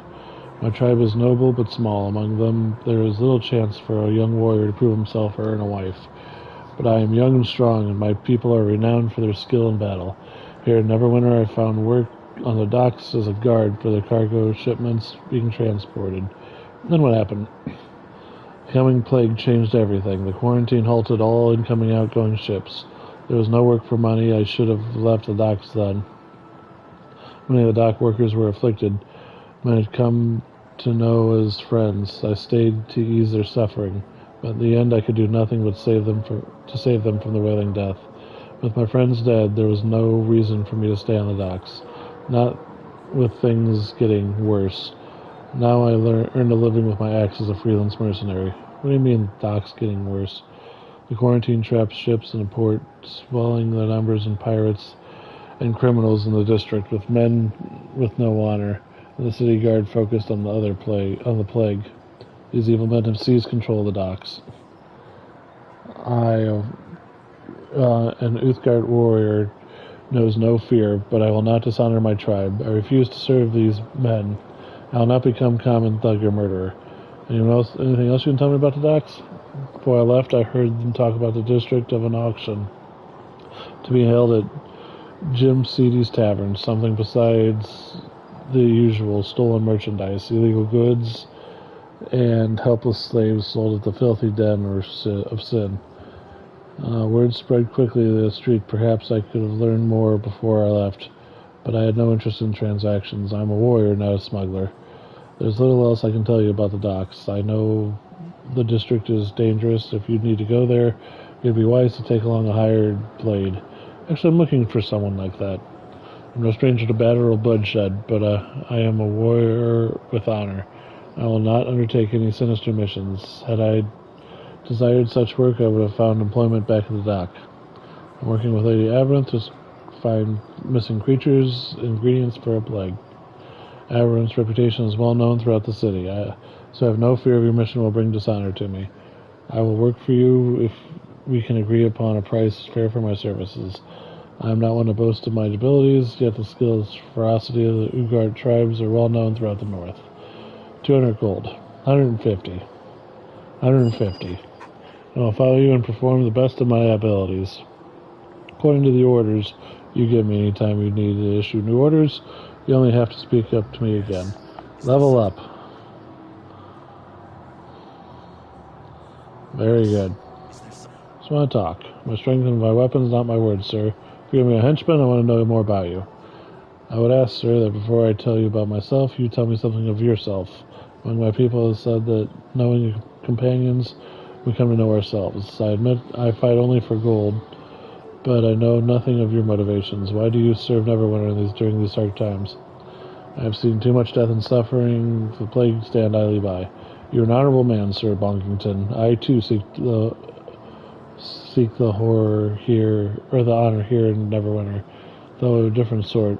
I came to the city to make a name for myself, sir, and forge a legend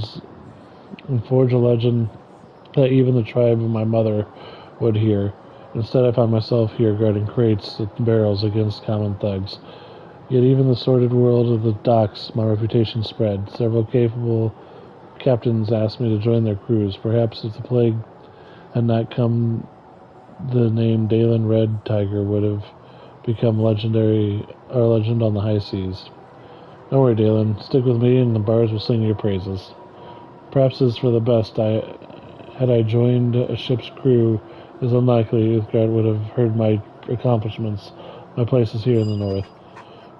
This is the land of my birth. This is where I must fulfill my destiny. I will bring honor to my mother's name I'll bring no honor to my mother's name by fleeing in a ship. Only if I stay can I hope to redeem the shame of my father's blood in my exile. Exile? Shame of your father's blood? What are you talking about? Please forgive me, sir. I became lost in the moment. The gems of glory momentarily distracted me from the task at hand. It will not happen again. No, Dalen, tell me what happened. Please, sir, things, as I said before, there's no time to talk of such things. Perhaps we'll speak more of this later, but not now. Guess what? Now. In the time we've been together, I've respected my request for privacy, sir, so now I feel I'm ready to tell you the rest of my tale. I mentioned my exile to you before, sir. The truth is, I did not willingly leave Uthgard to come to Neverwinter. The tribe cast me out. I'm a monstrous half-breed. As a child, it was obvious my blood was tainted. I was violent and savage. It was only because of the pleas of my mother that the tribe did not slay me as an abomination while I was still an infant. Did they hate you so much because you were different? You don't understand. Not all I am different. I am half orc. The orcs are my tribe's most hated enemies. For generations they've warred with the Uthgard. How could my tribe welcome me when I am a living reminder of their worst foe? What about your father? I never knew my father. My mother never spoke of him, though I saw the pain in her eyes when I asked. But where the pain came from, I could not say. Some in our tribe said he was a vile beast who forced himself on my mother during a raid. Others claimed my mother loved him and welcomed him into her bed, then wept when he was murdered by the warriors who discovered them. The truth I shall never know, for it died with my mother last winter. At her death, the tribe cast me out. Can you blame them? Why waste good provisions on half-breed bastard, yet to prove himself in the world? That's horrible. They had no right to do that. I bear my tribe no ill will. They had little choice. Until I prove myself, they cannot be certain of my loyalties. Once I show the spirit of the Uthgard is pure within, the Red Tiger tribe will welcome me back.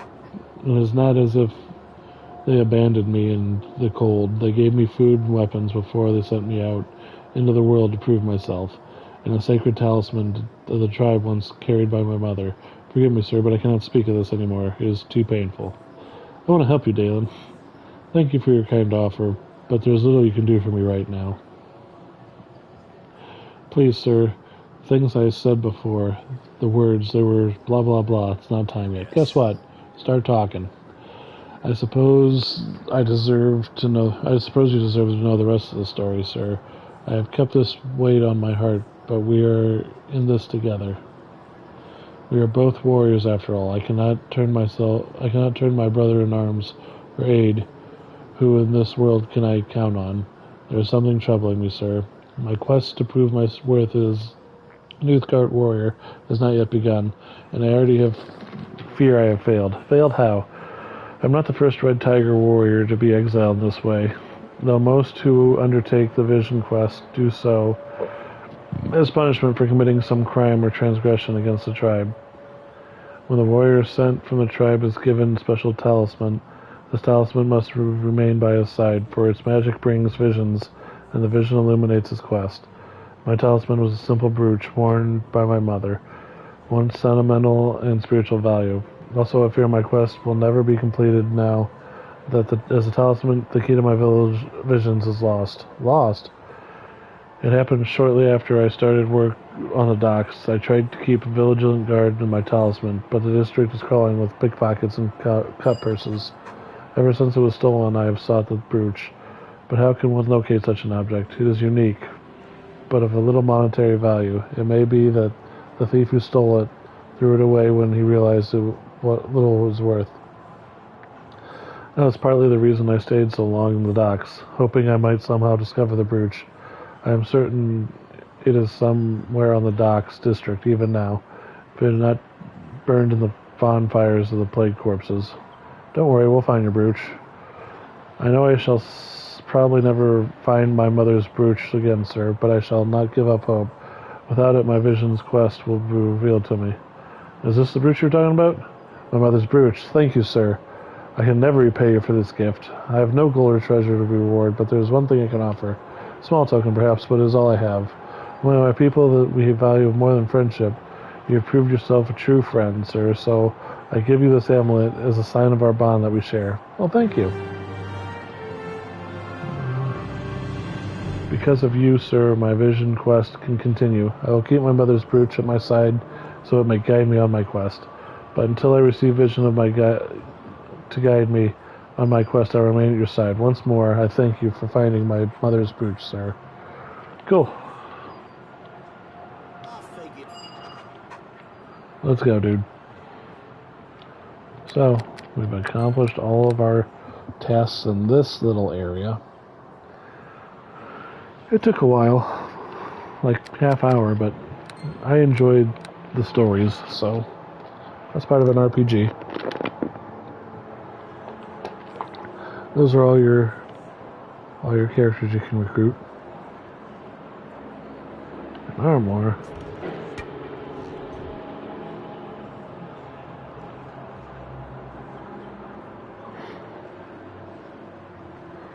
There's something in this room. Oh, we got one more. Alright. Okay, dokie. Hey, unlock this.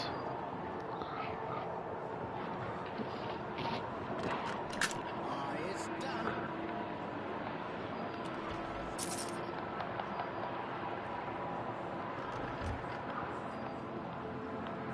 Who's this? Some poor soul straggling in off the diseased streets? Are you here to join our ranks and beg for an employer? Or are you actually here to hire someone? Who are you? My name is Sharwin. I call the city my home. I seek adventure and excitement. If they seem the same, you'd be smart to hire me and accompany you. You're a local girl, are you? Does it make a difference? I see people I've known my whole life falling to sickness around me. I'd say that gives me more of a reason, or more of a motivation than most. And incidentally, I am no girl. And if I don't seek adventure and excitement, what is it to be then? Duty and honor, power and riches? Somehow I doubt it matters, as I'm willing to bet you'll find adventure and excitement along your path regardless of whether or not you seek them. I am a caster in a bardic magic, master of all skills, teller of oldest legends, and without your help I intend to achieve my own fame in my own time. One day bards will sing their songs about me.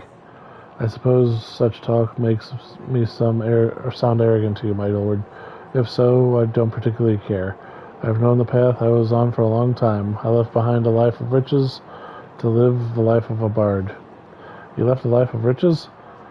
If my own family has its way, I would now be comfortably married to a wealthy man I could never respect, bored to tears in my large Black Lake District mansion.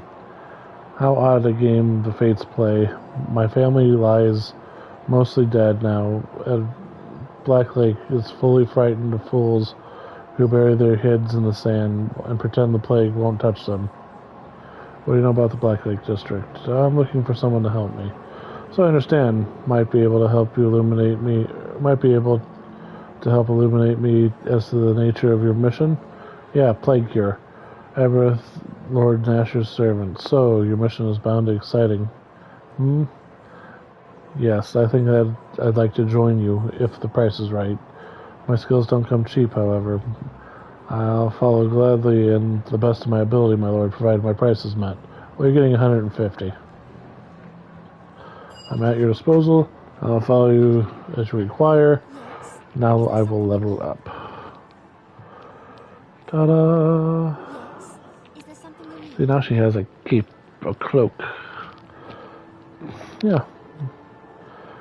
I want to know more about you. You'd like to know more about me, would you? Alright, sir. I'm game for a little chit-chat. I'd ask you something first, however. Why are you on this mission of yours? Why work for her with her all? Did she bat her pretty little eyelashes at you? Or is there some force at work here I'm unaware of? I cannot stand by when people suffer and die. I suppose that's a fair motivation. I feel the same, to tell the truth, although the desire more out of all this than just mere success. I desire fame above all else.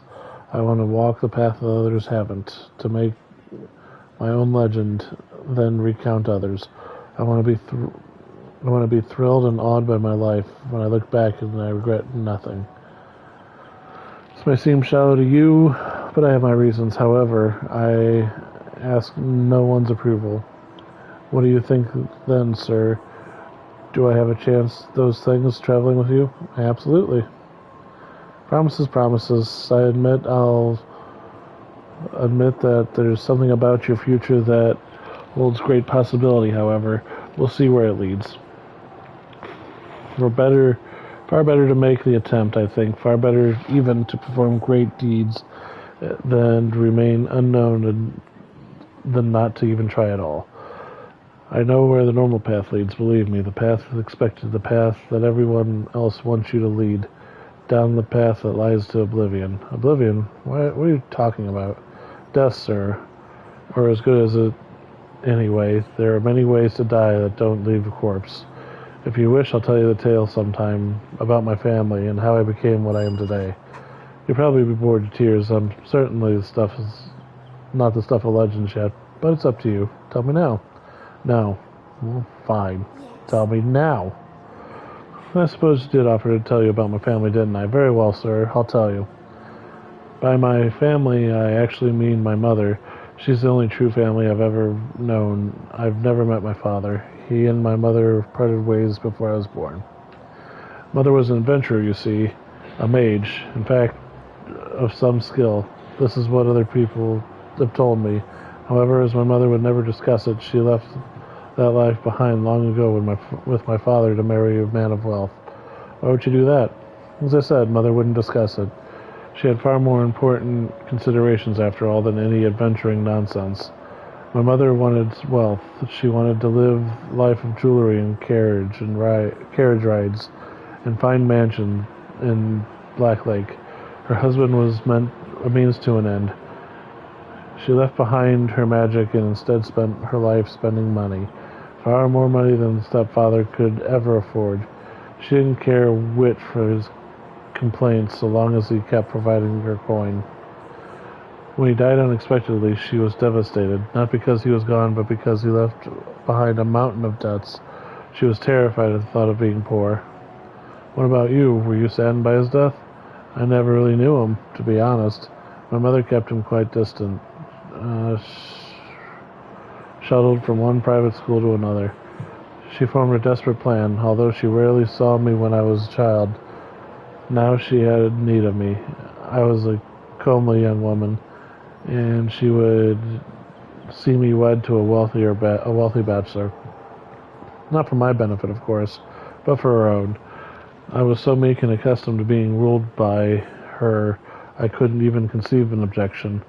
My mother had an eye for young Lord Farthington.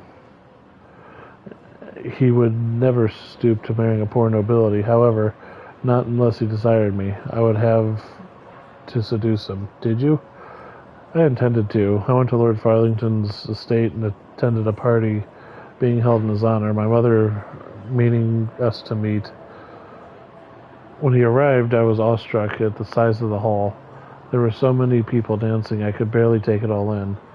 And the music was so beautiful. I stepped on the floor and approached the man my mother pointed out. I was very nervous, but the man was handsome and kind of witty. I fell in love with him immediately. My mother grabbed me away from him angrily. Not long later, I had mistaken her direction. It was not Lord Farthington I had danced with, after all. It was far too late for my heart, however. You must have felt foolish. My mother thought I should have, obviously. She scolded me soundly. I wasn't in complete bliss, however. I could stop thinking about the man. His name was Dannon, a penniless apprentice bard in the service of Lord Farthington. I was utterly in love with him. My mother told me to forget about him. I couldn't, however, despite the possibility that we might lose everything. Love can do that. I was young and blind and hopeless. I fell for the first man that showed me interest in me. Not that my mother intended for that to stop us. I had a choice, obviously. Take the path that I was expected to and seduce Lord Farthington, or run off with a penniless bard. I should have done one or the other. As it turned out, I made a mess of everything. Being young fool, I suppose that could be expected. I'll tell you what happened sometime later, perhaps. Let's just continue with what you were doing, shall we? Yes. You want to hear about the rest of the tale of my ill-fated affair, do you? I suppose there's no harm in it. I should have run off with Dannon, or turned him aside completely. I didn't either, as I was unwilling to disobey my mother. Instead, I seduced Lord Farthington as she wished, and loved the bard in secret. Dannon was kind to me. He enthralled me with his music, and I adored him. Lord Farthington, on the other hand, was merely lustful and possessive, and my mother was overjoyed. This couldn't have gone on long. No, that's true. Things were bound to come to a bad end, of course, and I wish I had known that. As for the date of my marriage to Lord Farthington grew closer. He began to suspect that something was amiss. I spent far too much time away from him in Dannon's arms. It was all my mother could do to convince him that it was true love, and it was she who finally discovered me in the arms of the bard. Did you have Dannon killed? She had the guards chasing him away, but they weren't able to kill him. That didn't stop me from loving him either. Mother turned on me then and forbade me to see Dannon ever again. I was to marry Lord Farthington, and that was that. And that was all there was to it. I refused at first. I loved Dannon, and nothing else mattered, so she begged me. That proud woman got on her knees with tears in her eyes and begged me not to abandon her to poverty. I could do as I was expected, save my mother and marry a man whom I did not love, or I could run off into the unknown with Dannon. You chose Dannon? I struggled with the decision, for I had never had to make one on my own mind. But the thought of the dreary life with Lord Farthington frightened me, so I chose Dannon. Lord Farthington was outraged. He tried to have Dannon and me executed, and we were forced to flee, with not a copper between us. My mother was crushed. She was turned out from the noble society, as she feared. She lost everything to repay my stepfather's debt. What did you do then? I fled to Neverwinter with Dannon. We traveled far, and he taught me how to become my own bard by my own right. I did not return home for many years, until recently, in fact. It was an odd feeling to discover Lord Farthington had lost his own fortune years ago, and both he and his household were now dead from the plague. That was the fate that had awaited me. My mother, I have only begun to see her once. I've only been to see her once in my return. She's lived in these years as a poor seamstress. It seems bitter not blaming me for poor luck which had befallen her. We said little to each other as she ordered me out of her leaky cottage. I did find out one thing, however. She is dying. She suffers from bone rot, a disease which would require the attention of several clerics for a month to heal normally. With the plague, however, no one can help her, though I've tried in vain to find one who can. Why would you even want her healed? I don't know, really. I do not feel the need for her forgiveness, but nor am I angry at her. My mother is what she is. I know of only one cure for bone rot, an extract from a flower that is said can be grown from the fabled cliffs of Mount Celesta. Celesta? Finding such a potion would be difficult. I have no doubt in my hope to find one, however, and save my mother's life. I do not owe her really, but I would like to do this one thing for her now. Is this the potion you're looking about for? It is, indeed. How can you come across something that can only be made on another plane, however? Well, I won't question it. Thank you, sir. So I'll have to send your mother as soon as possible. You made me feel so much better. Here, take this belt.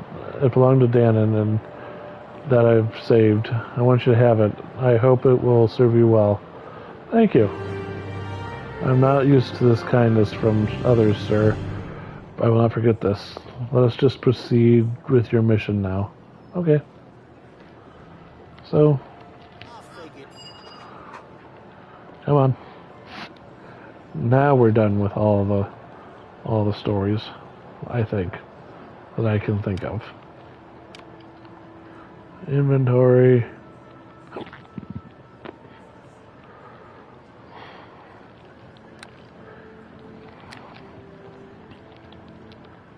Let's see. Charisma.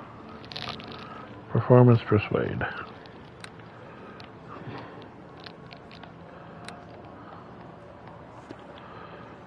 That is a really good belt. I mean, I'm not gonna lie, it's a good belt. But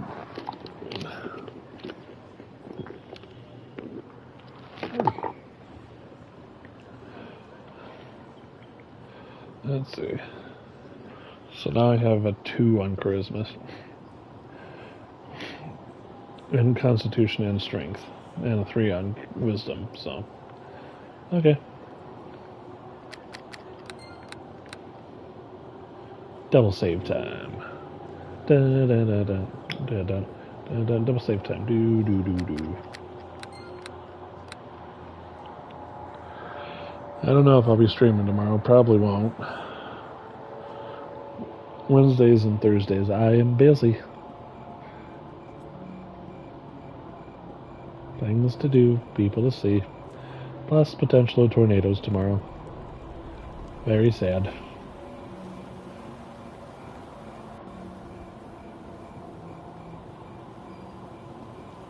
I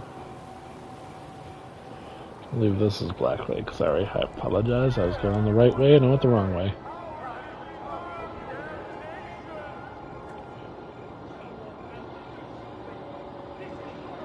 So these are the docks. Right here. See, those are the docks.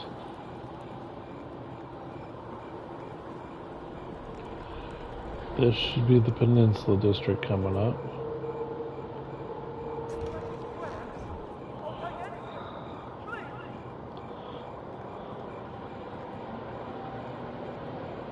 Peninsula District, yep.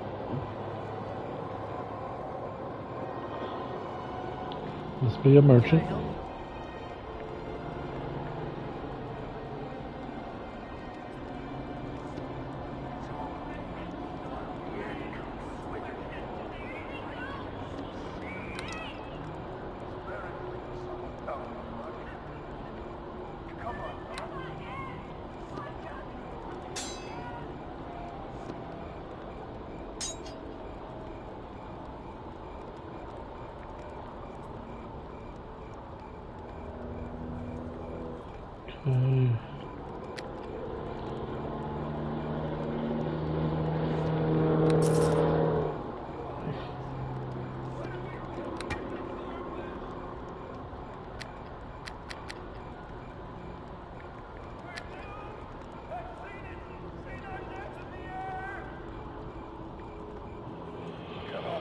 Okay.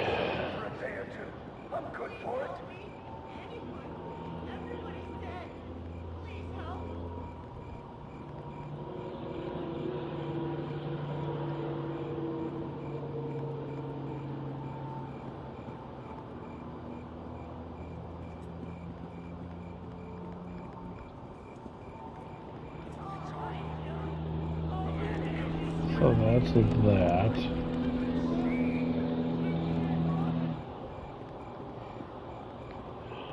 This is the entrance to the temple. That's Kyle. Hi, Kyle. Let's say hi to Kyle.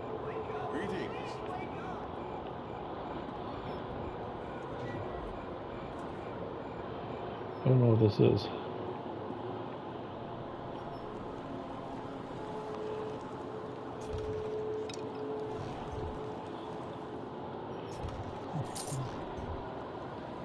Bolts of frostbite and some money. Okay.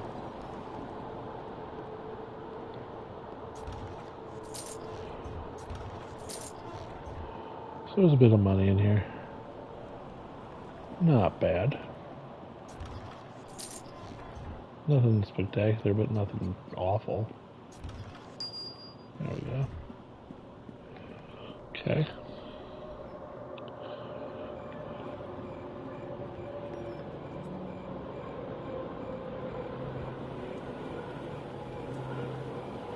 Yeah, there's the temple entrance. And Black Lake is over here.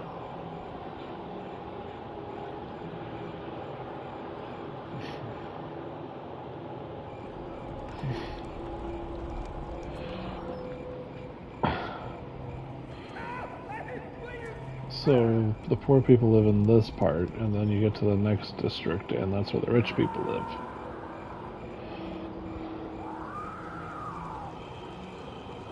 It used to be like the middle class area, but it got turned into a war zone, so it did not go well. Neverwinter is a bigger city than Baldur's Gate is supposed to be.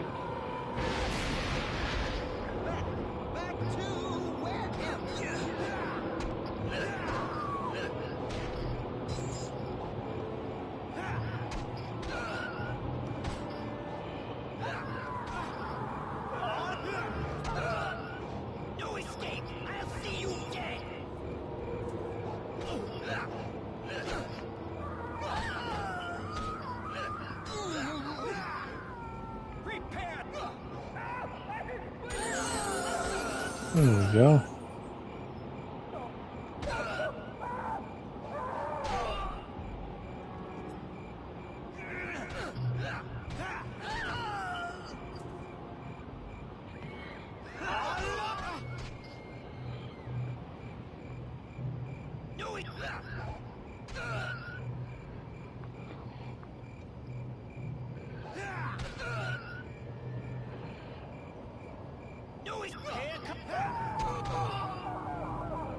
So we're doing good damage. I did a crit there, so that's even better. Let's see. This place's signature bears the mark of a stylized reptilian eye. Other than this, the marking is nothing to indicate the author may be. Our agent within Neverwinter has informed us that several water-based creatures have been delivered to Aberth and are now stored in safety at Castle Never. All the other creatures are recovered, a cure for the Wailing Death will be discovered, and our efforts will be for naught. It will not be possible for our agent to orchestrate an attack upon the Castle Never, as was done with the Academy. Those who serve Lady Aberth must be stopped before they deliver the creatures safely back to the castle at any cost. Should you succeed in this, your reward will surpass your grandest imagination. Should you fail, you will feel the pain and suffering such as no mortal was ever meant to bear. Long live the people of the Eye. This note should be shown to someone with authority. Okay.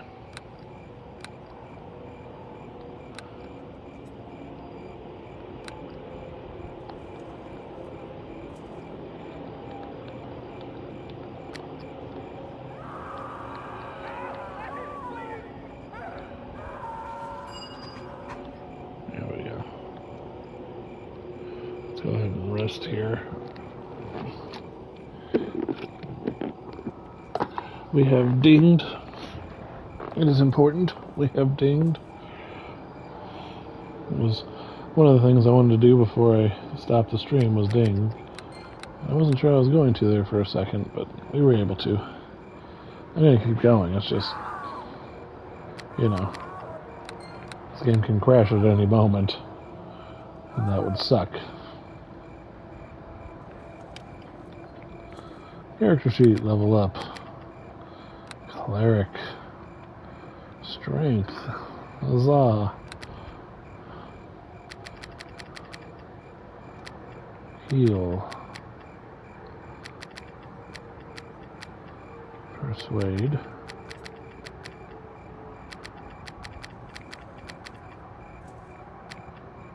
Spellcraft.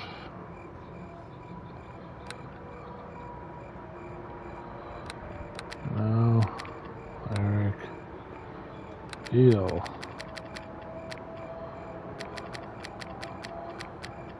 Persuade. Spellcraft. No. Heal.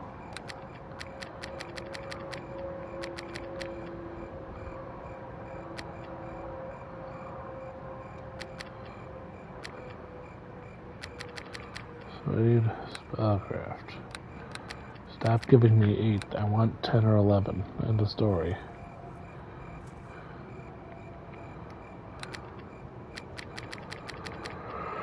Heal. Persuade.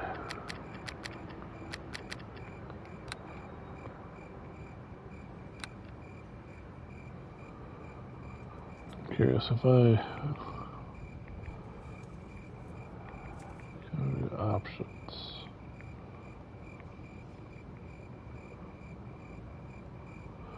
Yes, I have it on easy. I don't feel like messing with it. It's just a story. Calm down.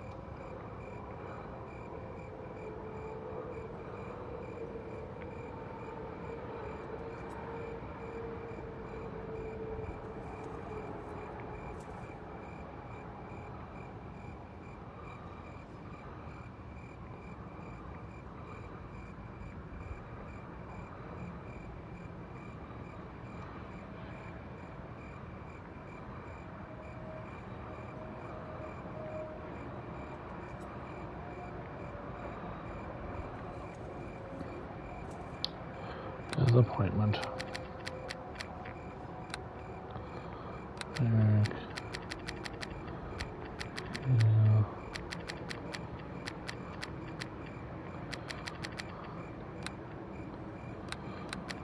They are really determined not to let me have this.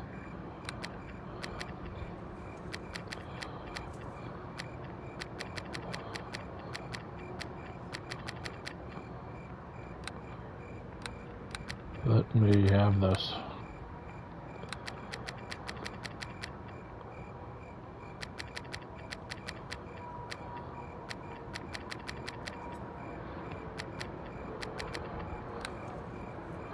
There we go.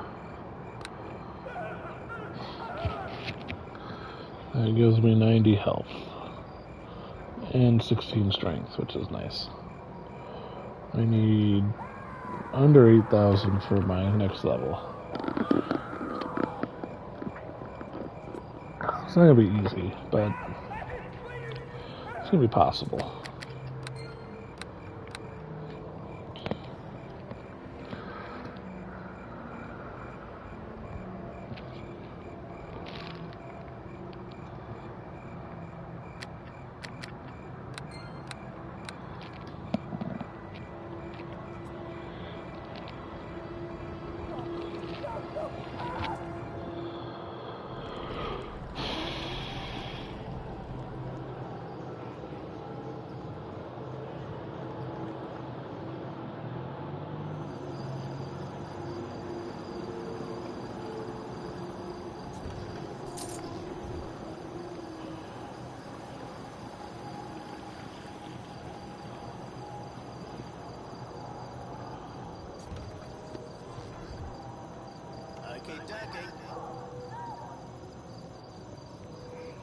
So Tommy should be leveled up. It's done. What can Tommy do for? Making sure you're leveled up, that's all.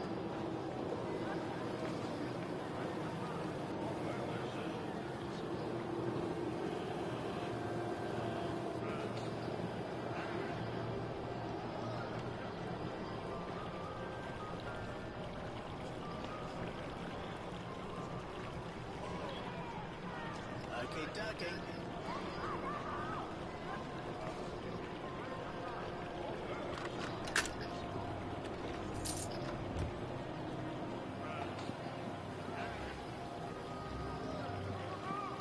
I greet you.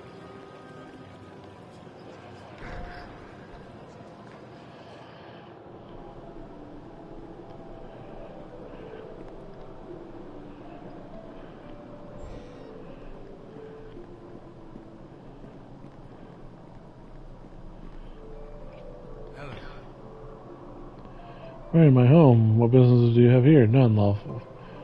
None lawful, I wager. I'm with the city guard.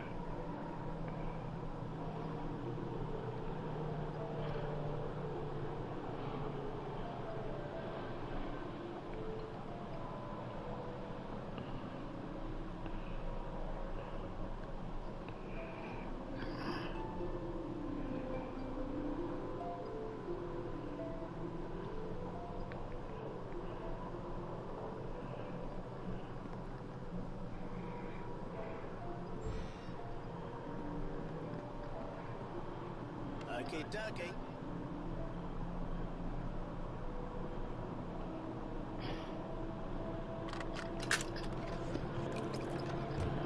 Just so he doesn't get proven wrong.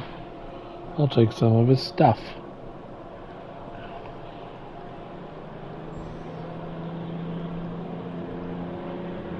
Okay, ducky. Give me your stuff. It's done. Alright. I took some of his stuff.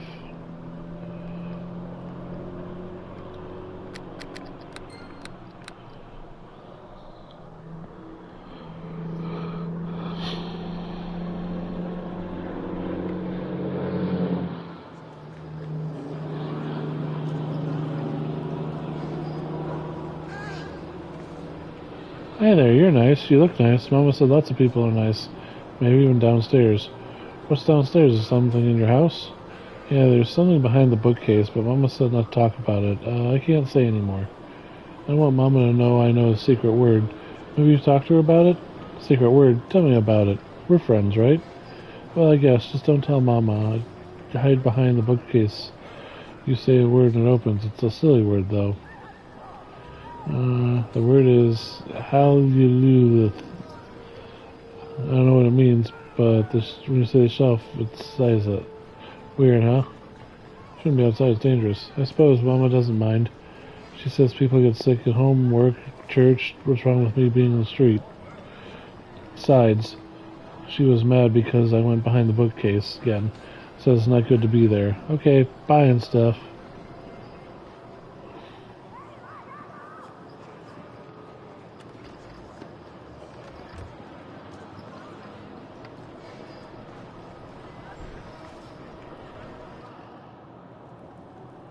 Hello there. Beg your pardon, but why are you in my home? Not that nobility or the like can go wherever they want. There's no reason you shouldn't go where you really want. Really, I didn't mean to cause a fuss. My name is Telma. If you want to know, I'm gonna ask you some questions. Suppose, is there a reason you're here? Again, I don't really mean to object, but if there's nothing here, you know anything about the rumors? No, I mean, of course not. Why would I know anything odd? I mean, there's the plague, of course. What else there needs to be happening besides that?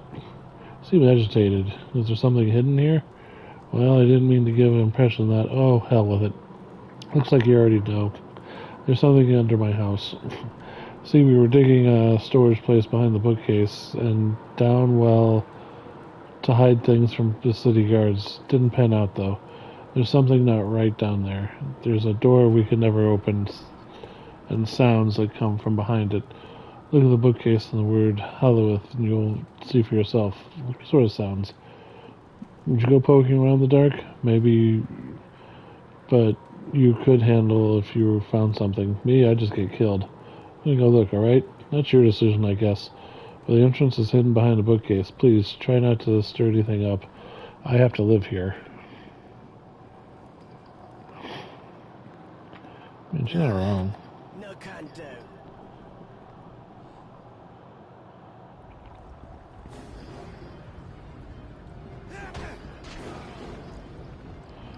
Dang. Immediately went after the zombie.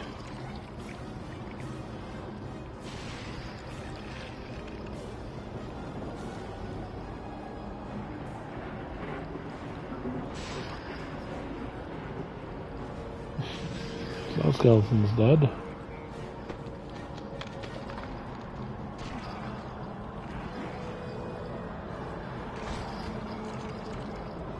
Zombie is dead.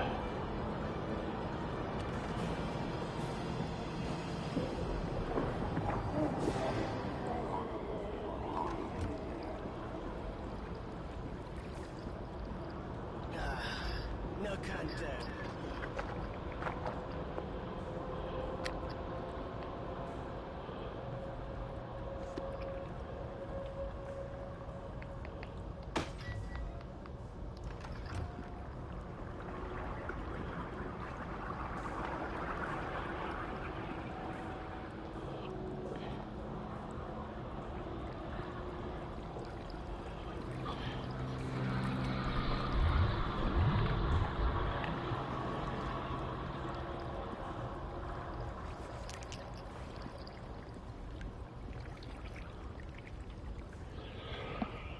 Okay, so we're gonna probably be attacking 4 swords from what I remember. This is one of the hardest fights in the game.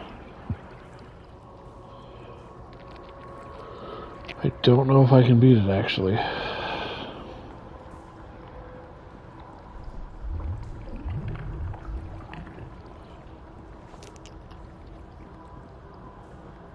I'm not gonna waste any more time with that stuff.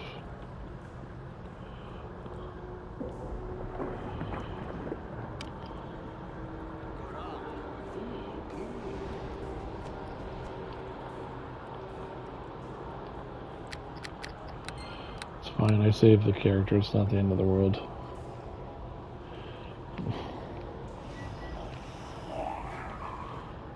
But if I remember, here's 4 swords.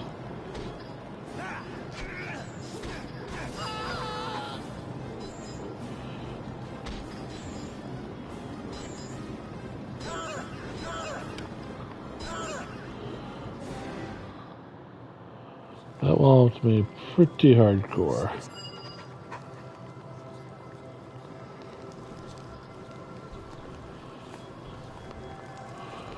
Da, da, da.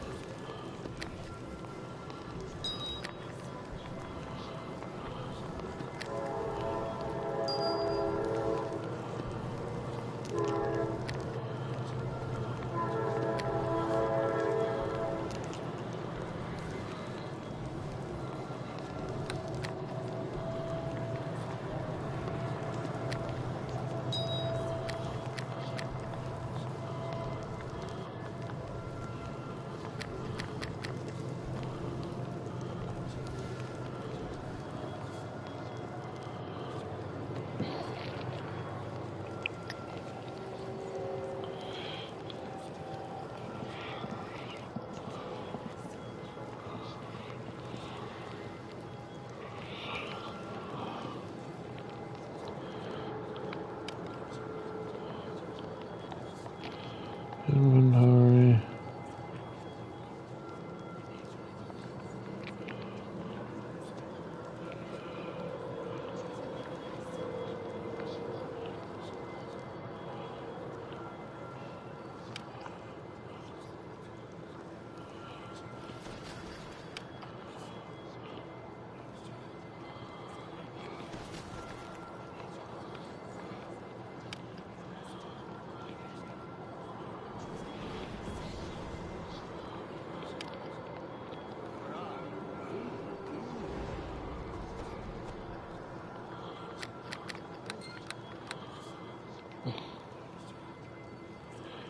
Maybe I can get one of these taken down this time.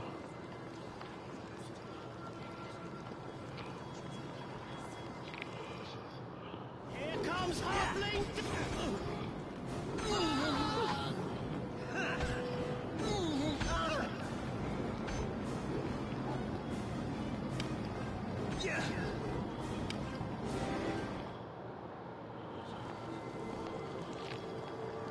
It was so strange, you know?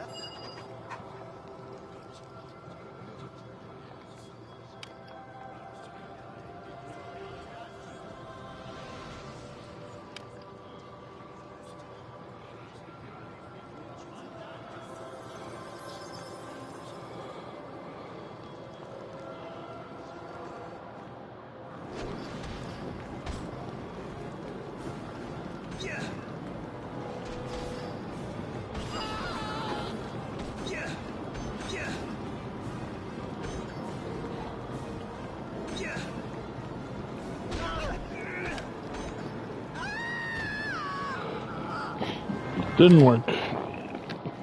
This is rough. Yeah. Interesting.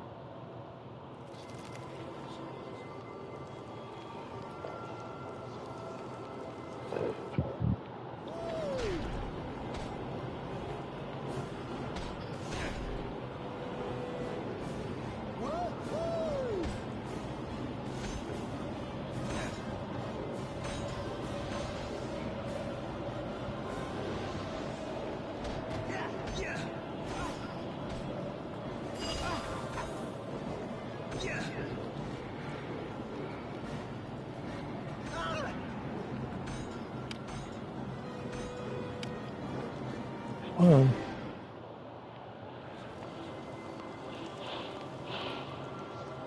It was so strange.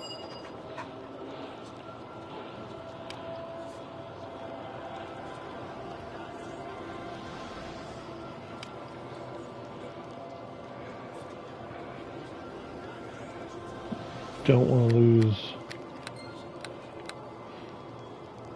that progress. They're not healing, the swords are, so we got one down.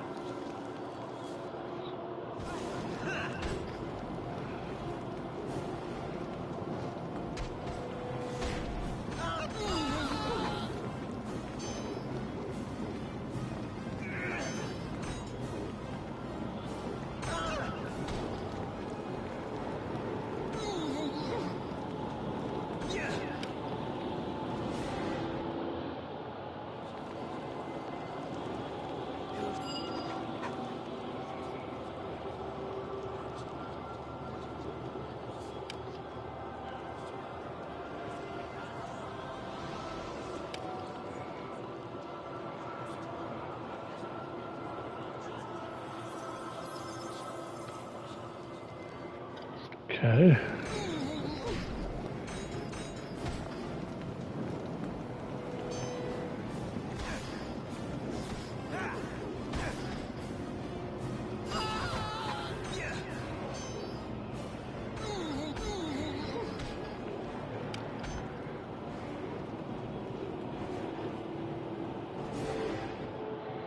Okay. You say so.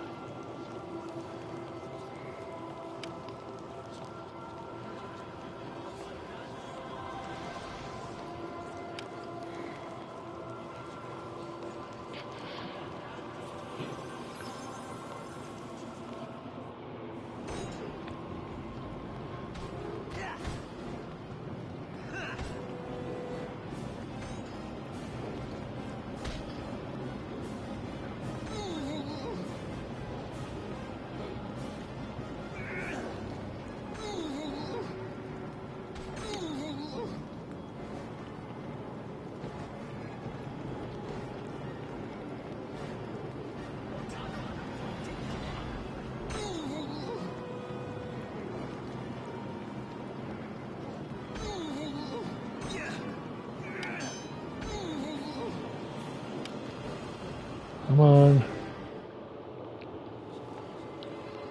I'll fake.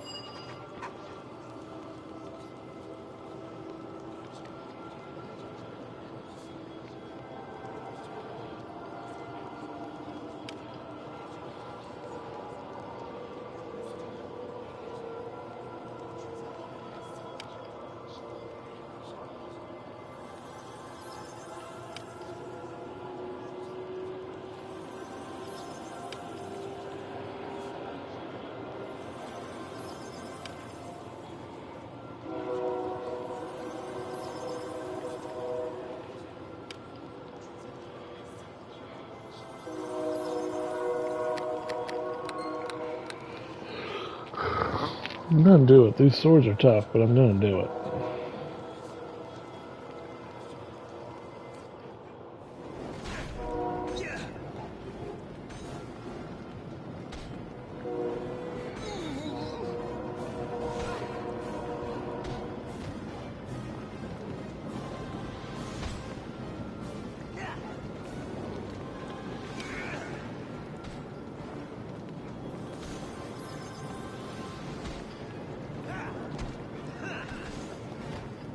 Got it.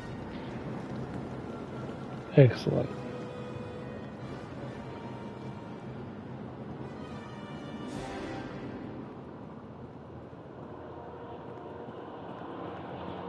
Alright, that was not easy.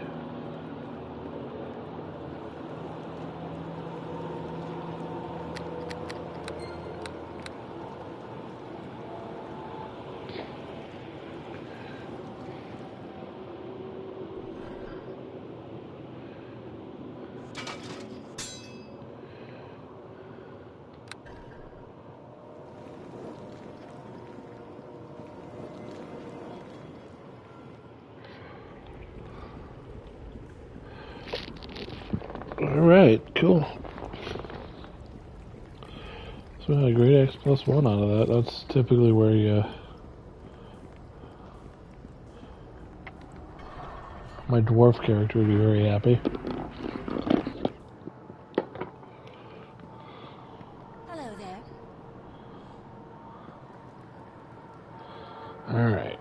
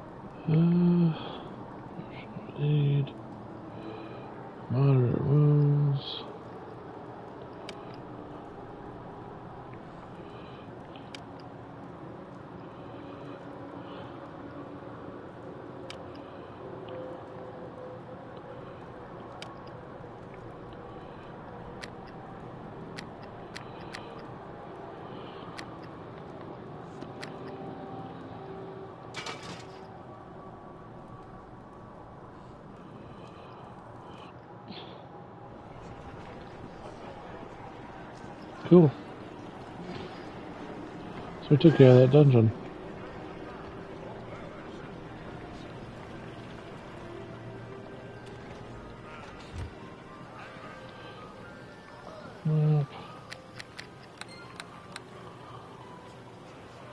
Save it.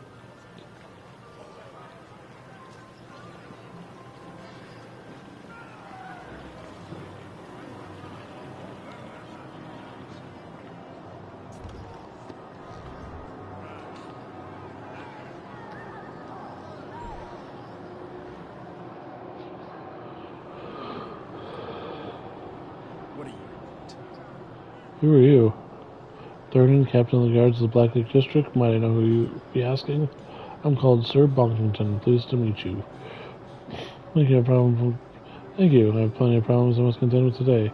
Sir Bunkington, what can I do for you? Looking for work.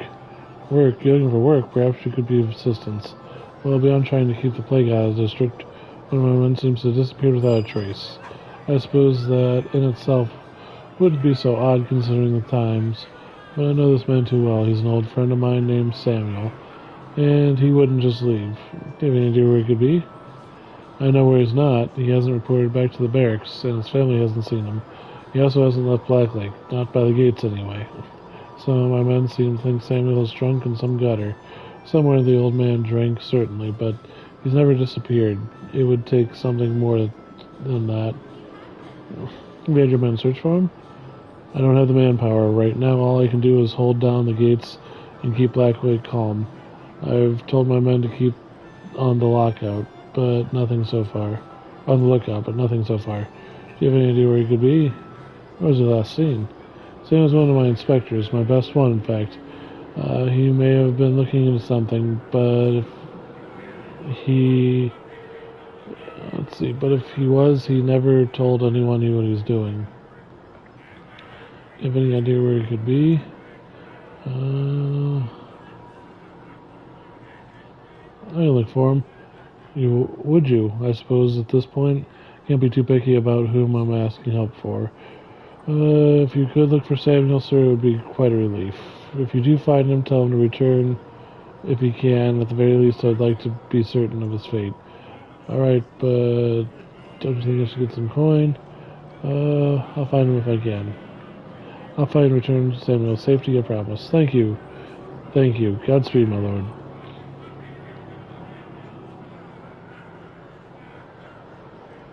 Waitress, patron,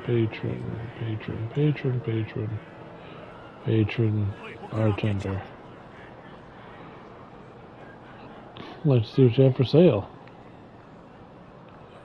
Clearly. I mean, that's why I'm here. I have no real use for you, so. Armor, leather, hide. Studded, plate, scale, band.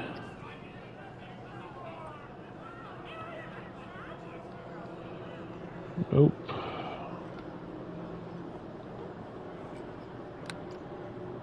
I just can't get lucky.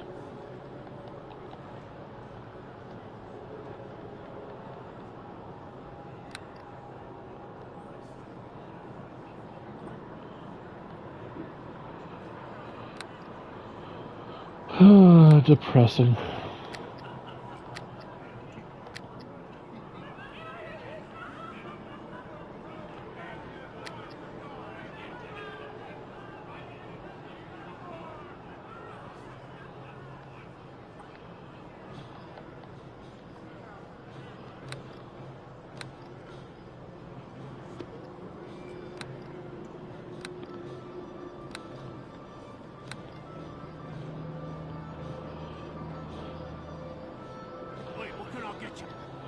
The gauntlet. Shh, don't say that out loud. Here's the key. Go down when you want. It's the door in the center of the south wall. There's stairs leading down to the basement. What's the gauntlet specifically? It's a contest open to people who believe there's nothing more basic than defending yourself against someone meaning to do you harm. You win, you get a rank and a few cheers. You lose, you get dusted off and try again. It's about knowing your worth in a fight. It's a big secret. Look, it ain't exactly safe for people who go in the pit and slug it out.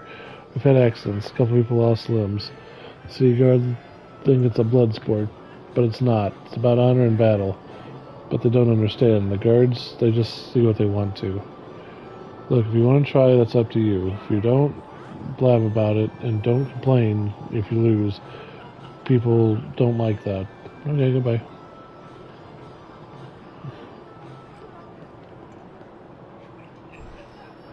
Go on in, Tommy.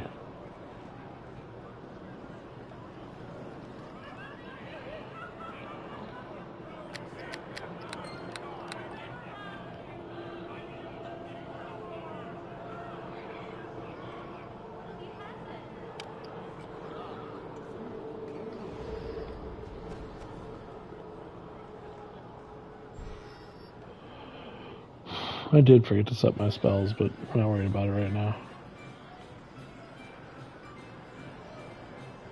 Salutations.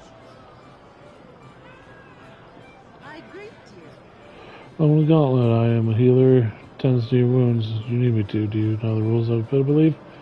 What are the rules? The rules are simple. View in your resources against the gladiator and his resources.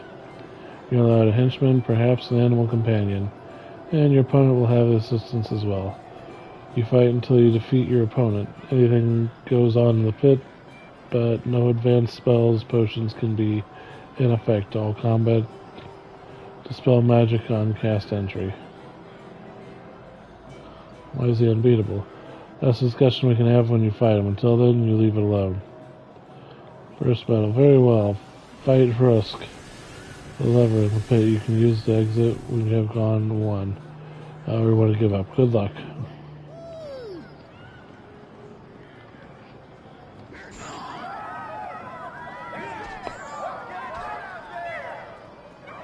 Here comes Halfling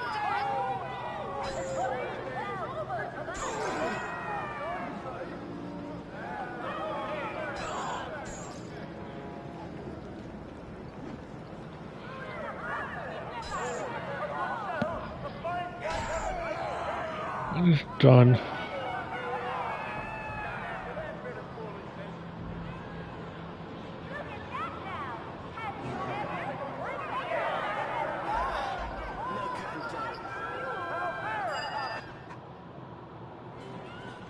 I greet you. Next round, prepare for Fash has readied himself and awaits you. Here comes Halfling Death! Fashy, come on.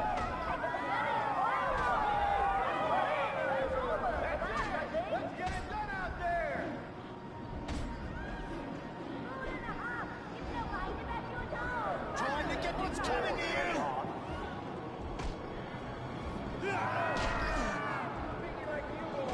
Now you're in trouble. Barring I can actually hit you.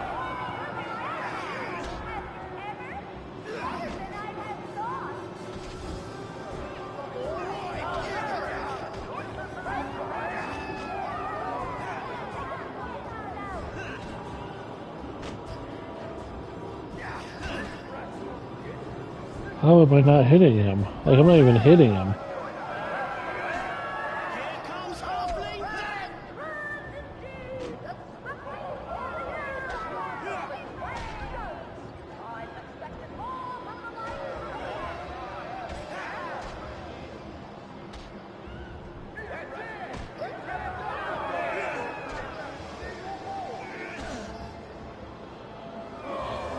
Here comes Halfling Death!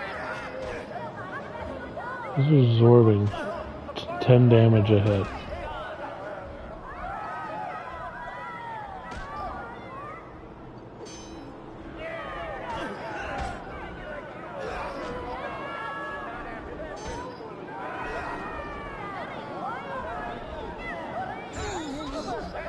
There we go. Now we're gonna do it. I had to get the sneak attacks in there.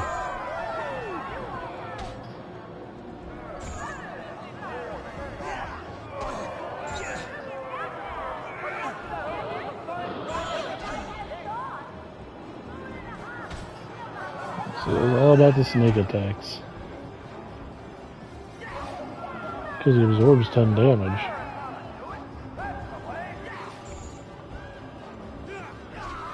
There we go. That was a pain in the rear end. That other absorption was not pleasant.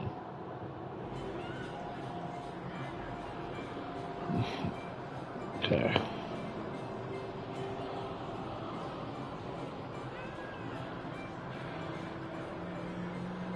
So we are through that. Let's see. Spellbook. New spell. Oh, I get one new level 2 spell.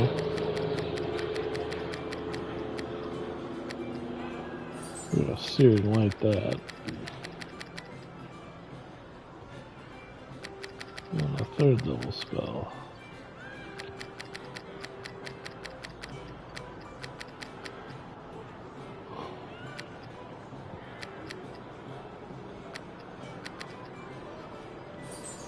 So we'll have 2 searing lights.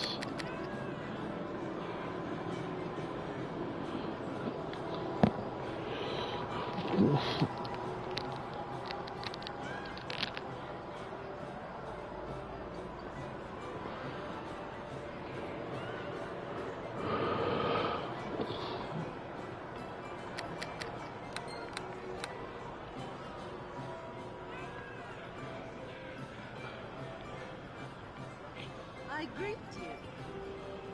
Welcome to the Gauntlet, to wounds, goes to the pit. Next bite. Here comes Agar.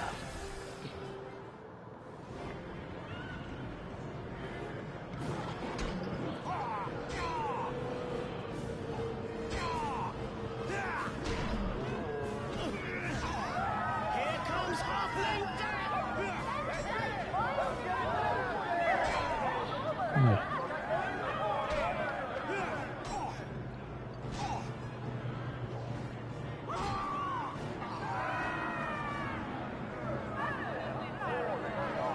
He got one. I greet you.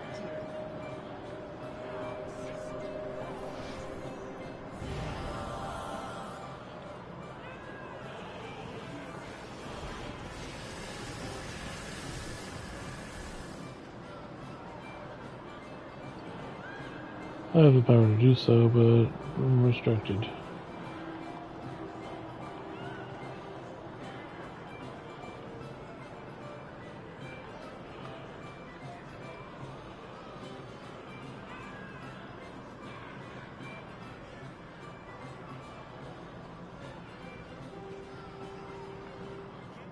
Halfling Death!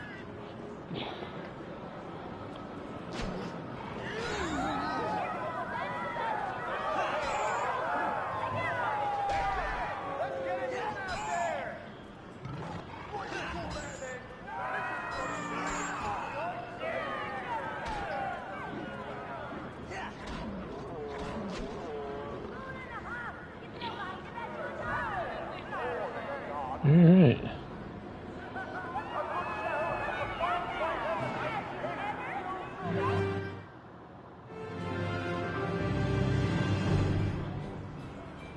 I greet you.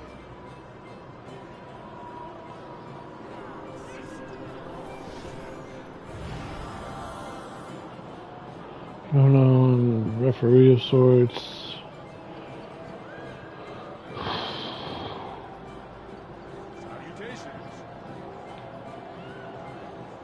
Pleased to see you.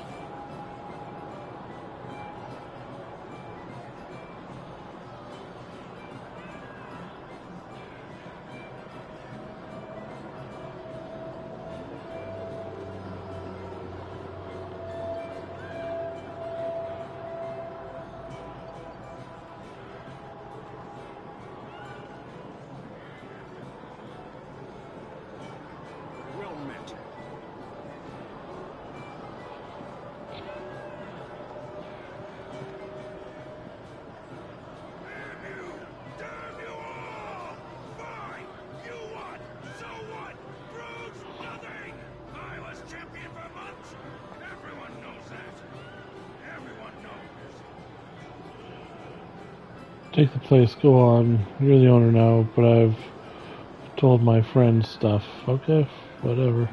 I greet you. So Claudius finally falls. Good, I was sick of listening to him. Don't pay me enough to cover his lies forever. I greet you. Salutations. Greetings.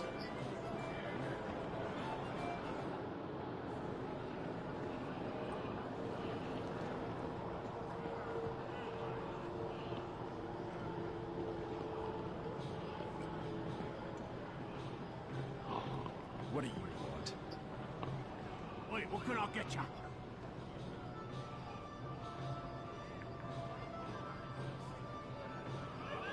Well, the last owner, Claudius, set things up. He didn't have to do a thing. He was always busy with this or that. Anyway, you need to come and visit every week or so, and I'll give you the profits that we've made. You won't get rich, but it's better than nothing.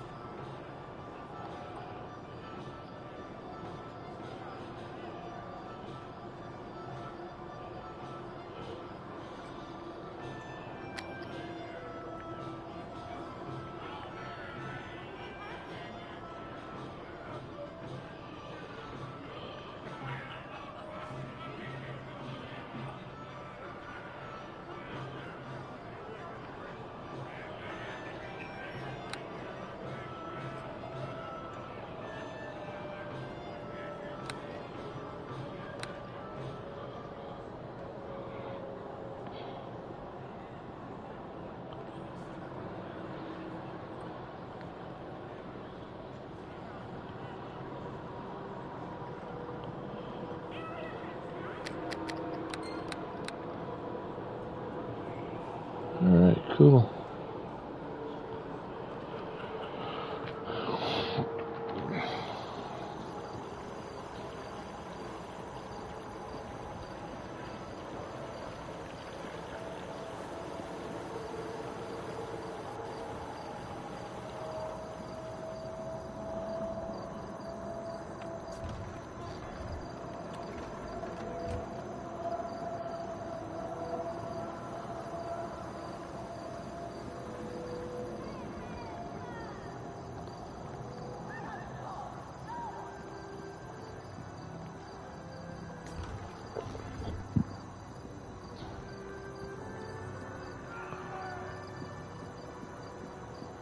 No business to you.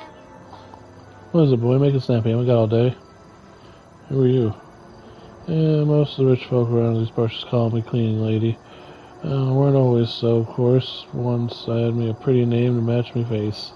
City pays me a Bitcoin to go around the district, keep it tidy, and sure enough. I also takes in laundry from the neighbors. So you've been in every house in the area? Not every house, silly boy, but close enough, as it makes no difference. Are there any estates you don't go into? Oh my, you certainly wouldn't catch me going into Melodin's estate to take his laundry. Of all things, no, no, no. Mind you, there was that time. But I shouldn't talk about such things. I be an old lady, boy. Best you leave me to my work now. Oh, go on. What were we gonna say? Oh, 'twas a time ago, boy. Was a pretty lass. Melodin was a young nobleman then, and handsome besides. His father, rest his soul, didn't approve of me none, and young Melodin and I used to sneak around that estate. He did. But that was long before Melodin became a wizard and such. He's of no use for a poor old woman no more, and it's best left in the past. Perhaps the entrance still exists. Oh, aye, it does. Melodin uses the magic door to put me into his very own home, which leads to his estate. Out open for me at midnight, you see. I keep the door closed and shuttered now. None of that, if it ever even opens, none. I be hoping Melodin gone and forgotten about little old me. If you wish to use it some, me home be on the north end of the district. Here be my key, take it, just don't make a mess, mind you. I don't really have anything worth stealing there, but you look like a guard anyway, so I don't think you need to worry about you. Just use the key to go on in. I'm grateful, take these 10 gold pieces. Thank you, my lord, 'tis a fair amount of coin for a poor old woman to own. Very kind. Goodbye. I fare you well. I guess that's the bard's mom.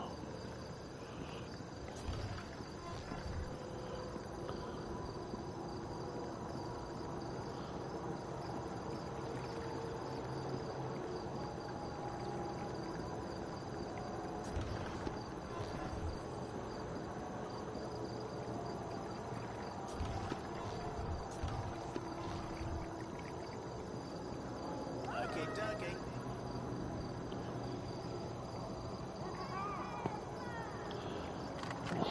Oh, it's done.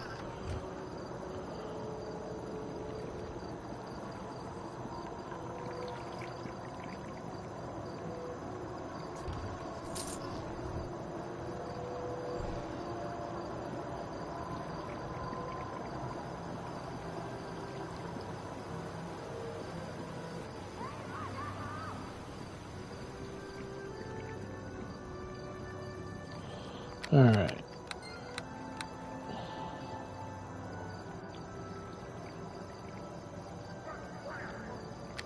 We're gonna call it here because I'm done. Got through quite a bit. We were able to get one of the reagents. We're gonna get the final one next time. Like I said, whenever I pick it up, so. Until then, talk to y'all later. Thanks for watching. We keep going with Neverwinter Nights because I'm enjoying it, so. Until then, talk to y'all later. So long, everybody.